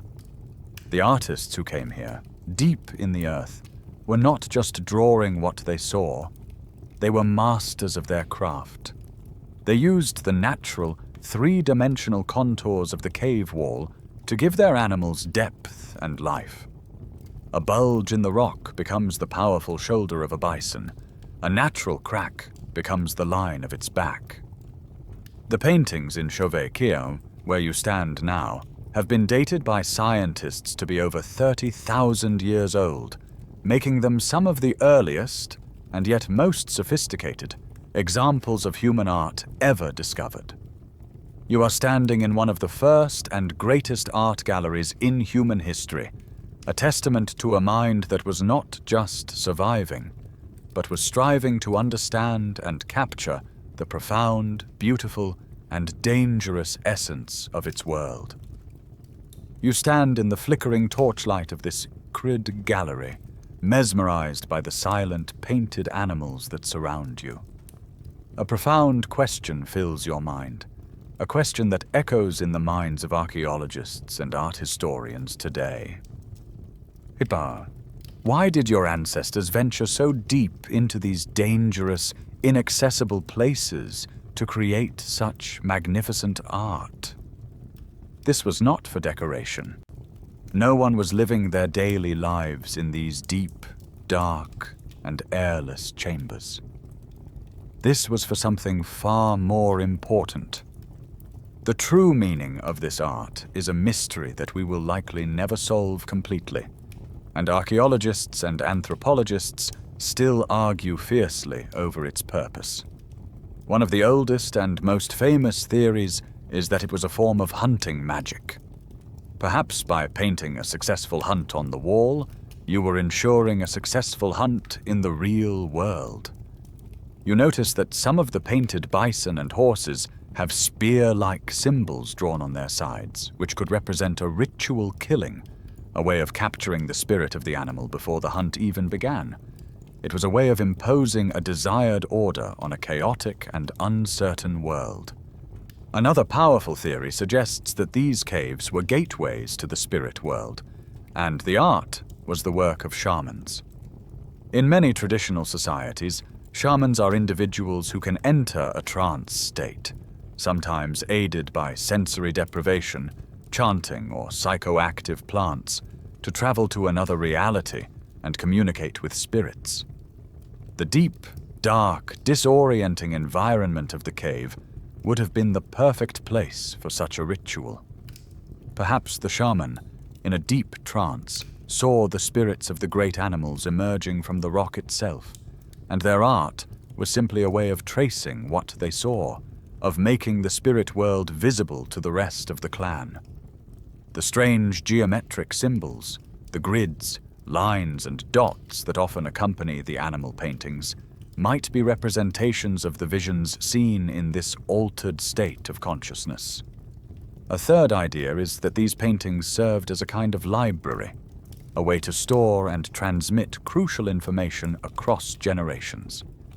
In a society without writing, the detailed, accurate depiction of animals could have been a teaching tool. The elders could bring the young into the cave to show them the distinguishing features of different prey, the way they moved, their seasonal behavior. The art was a visual encyclopedia, the collected wisdom of the clan made permanent on the rock, ensuring that vital ecological knowledge was never lost. The art was not confined to these great, hidden cathedrals. You also carry a symbolic world with you. In your pouch, you might have a small, carved object, a piece of mammoth ivory or soft stone shaped into a human-like form. Archaeologists call these Venus figurines. They are typically depictions of the female body, often with exaggerated features, and they are found at sites all across Eurasia. Their meaning is also debated. Are they fertility symbols, goddesses, self-portraits, or something else entirely? Like the cave paintings, they are a powerful reminder that your mind was not just focused on the next meal. You lived in a world rich with symbolism, magic, and meaning.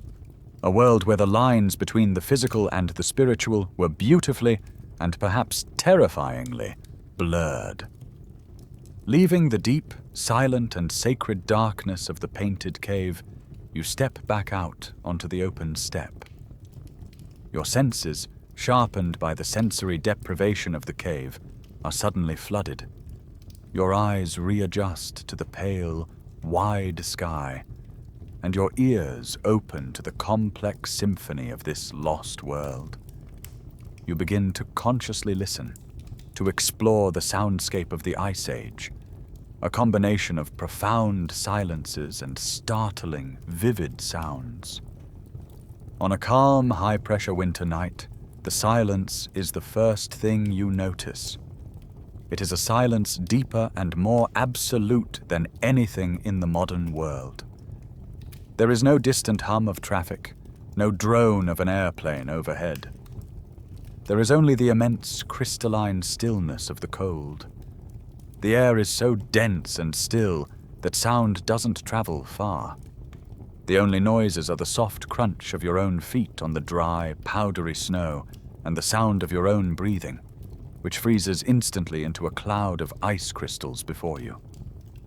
On a night like this, you might hear the soft, ethereal crackle of the aurora borealis, the northern lights, as they shimmer in vast, silent curtains of green and purple across the star-dusted sky. But this world is rarely truly silent. The wind is the dominant instrument in the Ice Age orchestra. It is a constant presence, a low, moaning hum as it flows over the endless plains, a high-pitched shriek as it funnels through a rocky pass, and a deep, rattling roar during a blizzard. It is the background music to every moment of your life. Against this backdrop of wind and silence, the sounds of life are sharp, sudden, and full of meaning. You learn to read the world with your ears. You hear the sudden, sharp trumpet of a mammoth, a sound of alarm or communication that echoes for miles across the plain. At dusk, you hear the deep, guttural howl of a dire wolf pack, a sound that sends a primal shiver down your spine and makes you pull your furs tighter. In the distance, you might hear the deep, resonant thunder of 1,000 bison stampeding, a sound that you feel as much in the ground beneath your feet as you do in your ears. Even the ice sheets themselves are not silent. From miles away, you can sometimes hear a deep, cracking boom like distant thunder as a massive crevasse opens in the glacier, or the colossal roar as a house-sized chunk of ice carves off its face into a meltwater lake. And woven into this natural soundscape are the sounds of humanity. The cheerful, constant crackle of your hearth fire is the sound of safety, of warmth, of community. It is the acoustic center of your world. You hear the rhythmic, sharp click, click, click of a flint napper, skillfully shaping a new spear point. You hear the murmur of voices as the elders tell stories around the fire, their language a complex and expressive flow of sounds that will be lost to time, carrying the history and wisdom of your people. You hear the laughter of children playing a game with polished knuckle bones. These small, intimate sounds are the most important of all. They are the sounds of a people, of a culture, of a deep and resilient humanity thriving in the heart of the great, cold silence. For thousands of years, this world of ice and grass, of giants and hunters, seems eternal, locked in a permanent rhythmic stasis.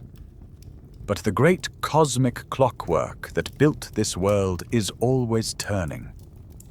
The three grand cycles of Earth's orbit, tilt, and wobble, which once aligned to plunge the world into cold, are now slowly beginning to shift in the other direction.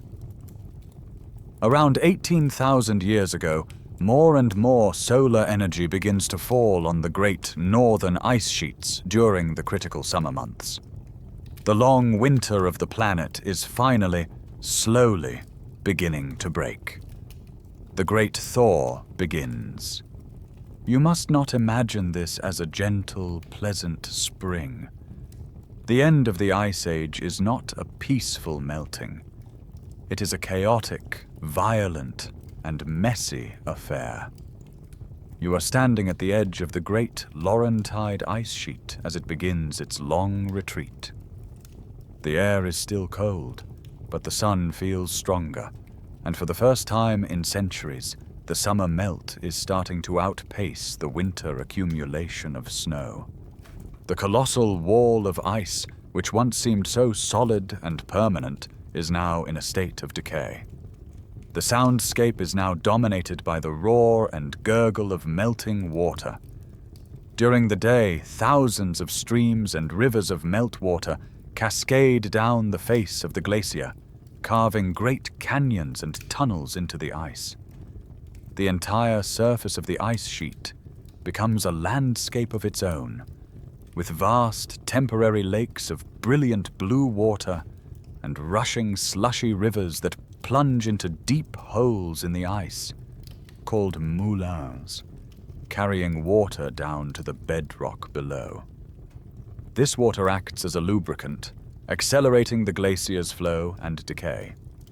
The edge of the ice is no longer a clean, vertical cliff. It is a crumbling, unstable mess of dirt-streaked ice, constantly collapsing and carving immense icebergs into the vast, muddy, and frigid proglacial lakes that are forming at its margin. The land itself is re-emerging, but it is a scarred and alien landscape. It is a world of mud, of gravel, of vast swampy plains, and of scoured bedrock. The retreating ice leaves behind ridges of jumbled rock and sediment, called moraines, that act as natural dams, creating thousands upon thousands of new lakes. The world is getting wetter. The profound dryness that sustained the mammoth steppe is giving way to a new, soggier reality. The well-drained grasslands begin to shrink, replaced by boggy, waterlogged ground, wetlands, and the first pioneering forests of birch and aspen that can now find enough moisture to grow. For the great grazing giants, the mammoths and the bison, this is a disaster. The pasture at the end of the world, their sole source of food, is beginning to disappear, washed away in the great, messy, and world-changing melt. The chaotic melting of the ice sheets is not just a slow, gradual process. It is punctuated by episodes of unimaginable violence. The most dramatic of these events are the great meltwater floods. As the ice retreats, it often leaves behind a moraine, a huge ridge of earth and rock that it bulldozed in front of it. This ridge can act as a natural dam, trapping the immense volume of meltwater behind it and forming a vast proglacial lake. The largest of these was Glacial Lake Agassiz. You are standing on a high ridge in what will one day be central Canada. Before you is a body of water so vast it beggars belief. Lake Agassiz is not a lake by our modern standards. It is an inland freshwater sea. At its greatest extent, it is larger than all 5 of the modern Great Lakes combined, covering an area the size of the United Kingdom. To your north, the shore of this sea is not land, but a towering, active wall of ice from the still retreating Laurentid ice sheet, which is feeding the lake with a constant, thunderous supply of milky, sediment-filled meltwater. The lake is held in place by a series of moraines and, in some places, by the ice sheet itself, a precarious and unstable dam of frozen water. For centuries, the lake grows, its waters rising higher and higher, putting ever-increasing pressure on the fragile dams that contain it. Then, one day, the dam breaks. Perhaps a section of the ice wall collapses, or the water finds a weak point in the moraine and begins to cut a channel. A trickle becomes a torrent, and the torrent becomes an apocalypse. The entire volume of this inland sea, trillions of gallons of frigid water, is unleashed in a single cataclysmic event. You are witnessing a flood of truly biblical proportions. The flow of water is estimated to be more than 10 times the combined flow of all the rivers in the world today. It is not a river of water, but a moving wall of water, hundreds of feet high, filled with churning mud, giant boulders, and house-sized icebergs. It thunders across the landscape at speeds of over 100 miles per hour, a force of pure, raw erosion. It doesn't flow around obstacles, it obliterates them, stripping away thousands of years of soil in a matter of hours, tearing bedrock from the ground and carving deep, new canyons and channels where none existed before. The scablands of Washington State in the American Northwest are a dramatic and lasting testament to this kind of flood, a bizarre landscape of dry waterfalls and deep canyons scoured into the basalt by a similar mega-flood from a burst glacial lake. This is the Great Thaw at its most violent, the Earth rearranging its own furniture. In a fit of sudden, destructive, and world-altering power, the world is being remade by water and flood, a chaotic and violent transition towards a warmer future. The great ice sheets are in full retreat, the forests are beginning to spread, and the human tribes are adapting to this new, wetter world. It seems as though the long winter is finally over for good. And then the cold bites back, hard. Just as the planet seemed to be firmly on a one-way track to warmth, something happens that plunges the northern hemisphere back into a shocking and abrupt deep freeze. This climatic cold shock is known as the Younger Dryas. The name comes from a small, hardy Arctic wildflower called Dryas octopetala, which thrives in cold, tundra-like conditions.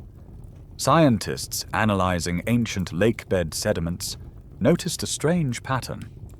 After the layers showing the pollen of warm weather plants like birch and pine, there was a sudden, distinct layer packed with the pollen of the cold-loving Dryas flower. It was a clear signal that, around 12,900 years ago, the warming trend didn't just stop, it violently reversed.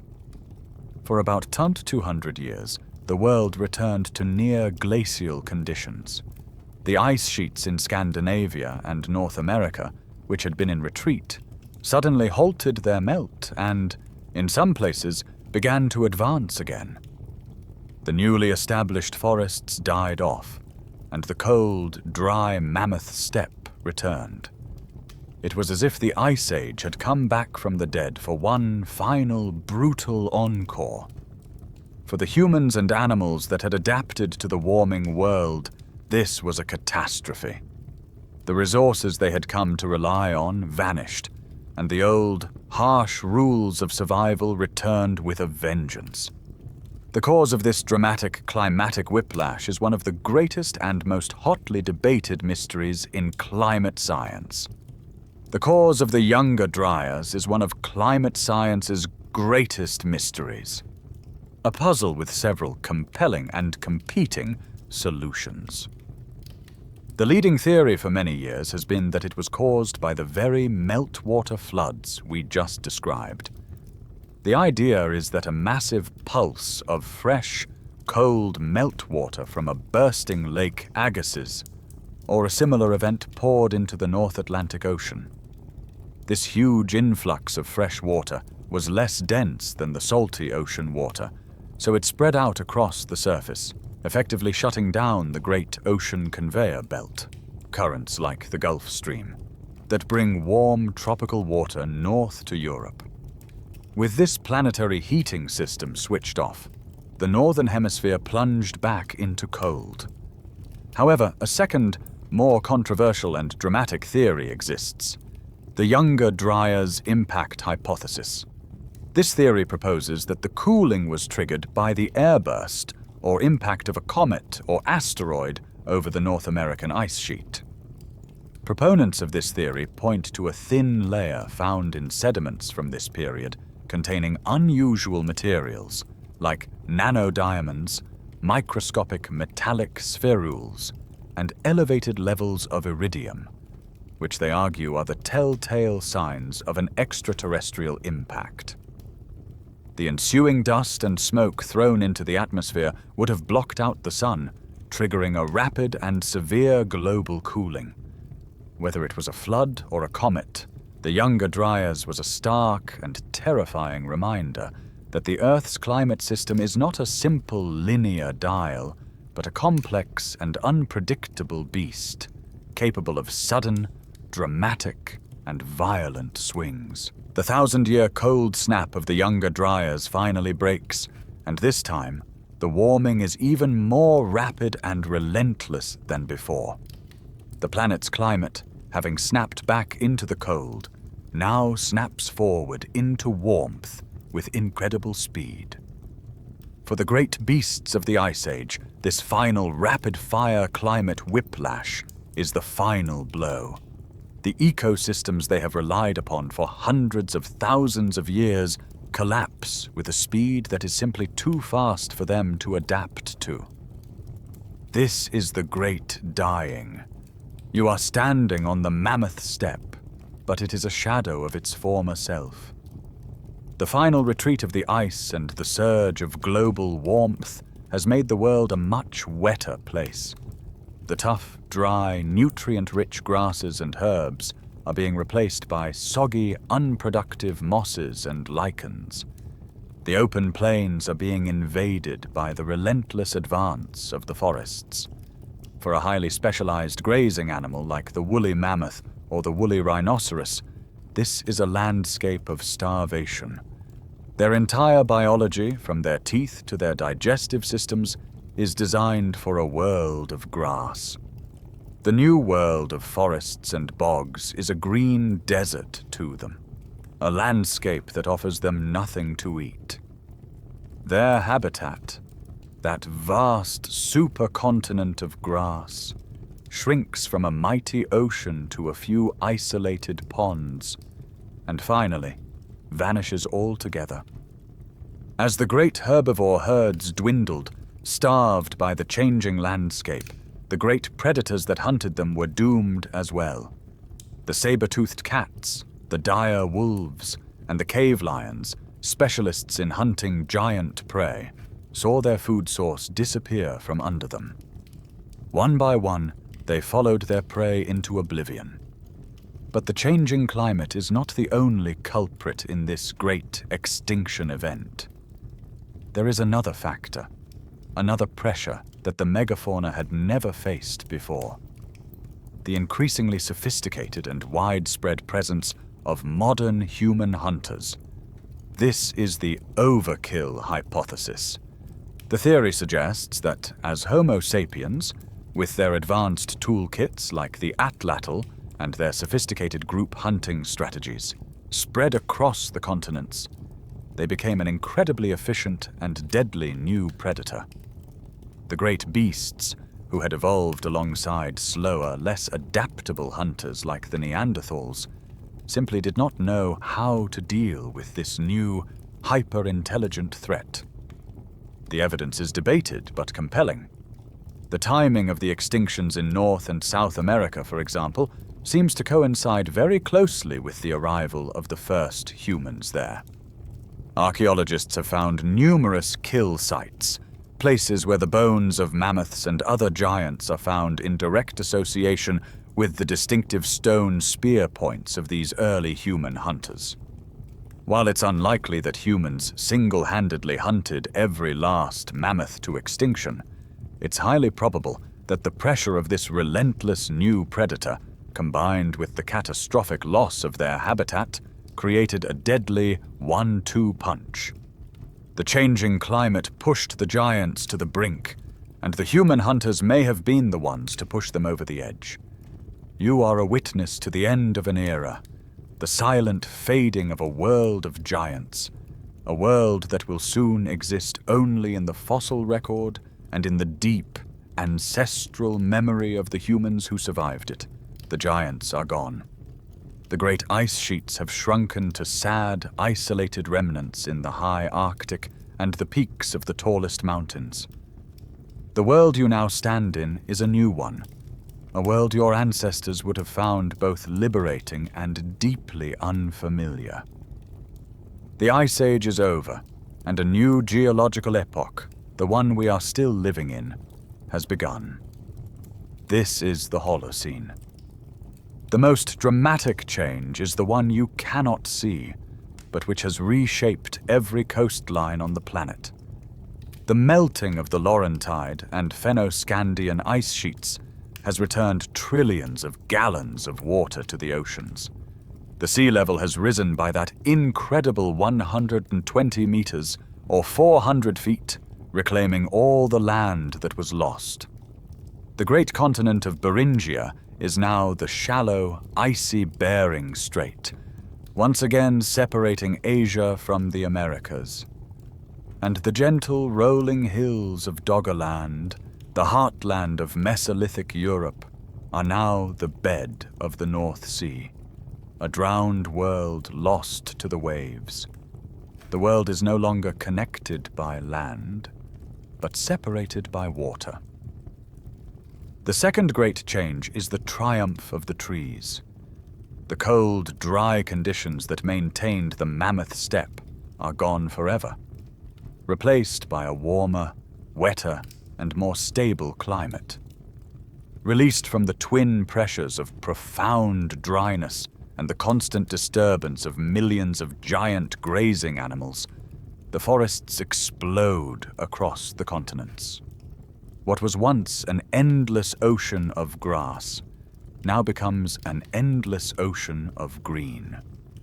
Great forests of pine and birch, and later oak and elm, spread across North America and Eurasia, fundamentally transforming the landscape. The open plains lifestyle of your ancestors is no longer possible in many places. The great herds are gone, and the new animals, deer, boar, and elk, are more solitary and live hidden within the dense woods.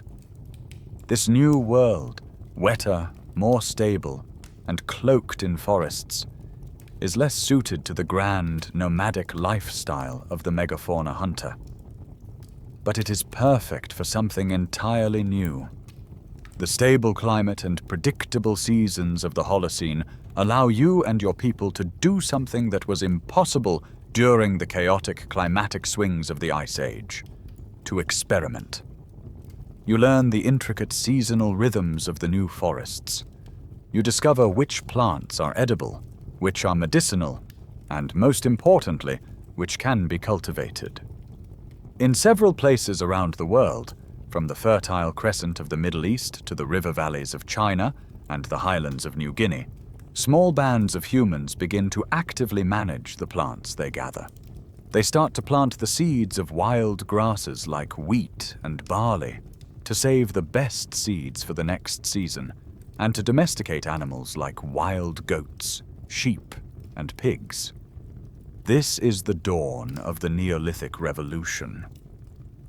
This radical shift from hunting and gathering to farming and agriculture is a direct consequence of the end of the Ice Age.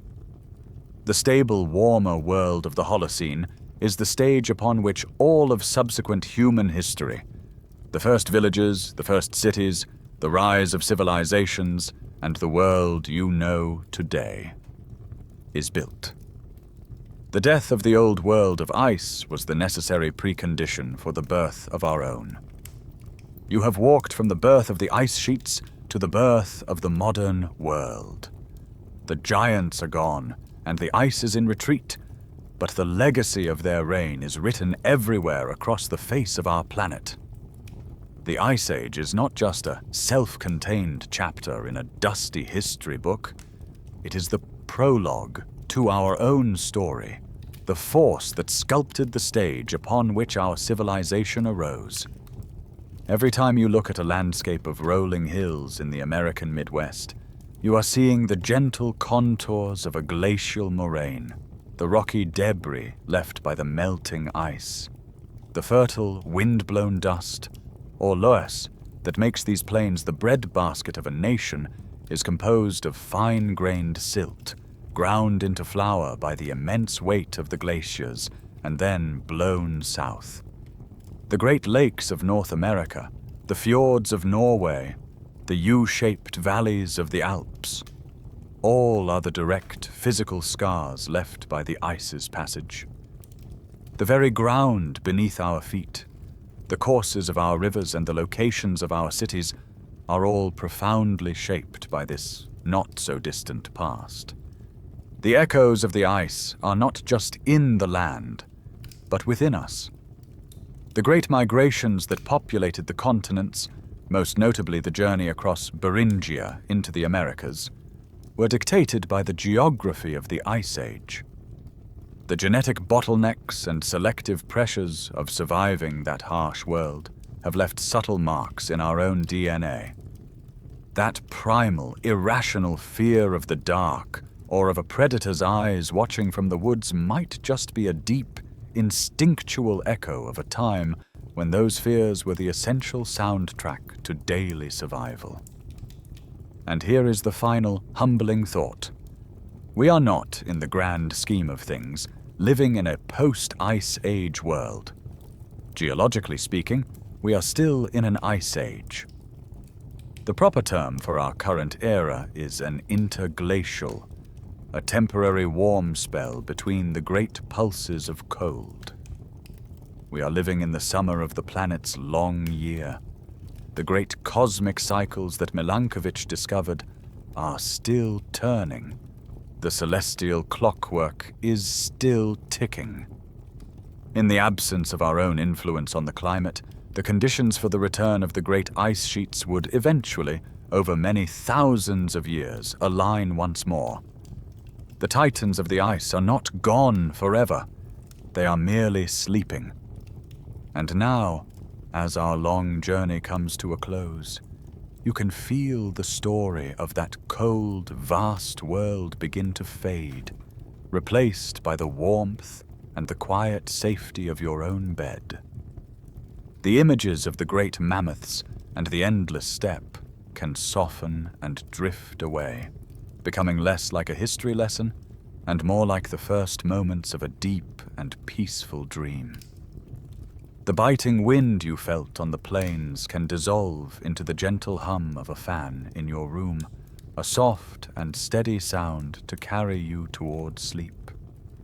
The immense silence of that frozen world can now be filled with your own slow, rhythmic breathing, a quiet and reassuring reminder that you are safe, you are comfortable, and you are here, in the warm heart of our modern world. Let the vastness of that time, the immense and patient story of the ice, remind you of the deep and peaceful rhythms of your own rest.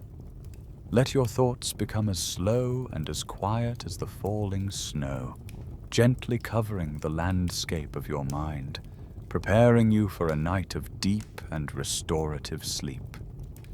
The great ice age is over, and your time for rest has now begun.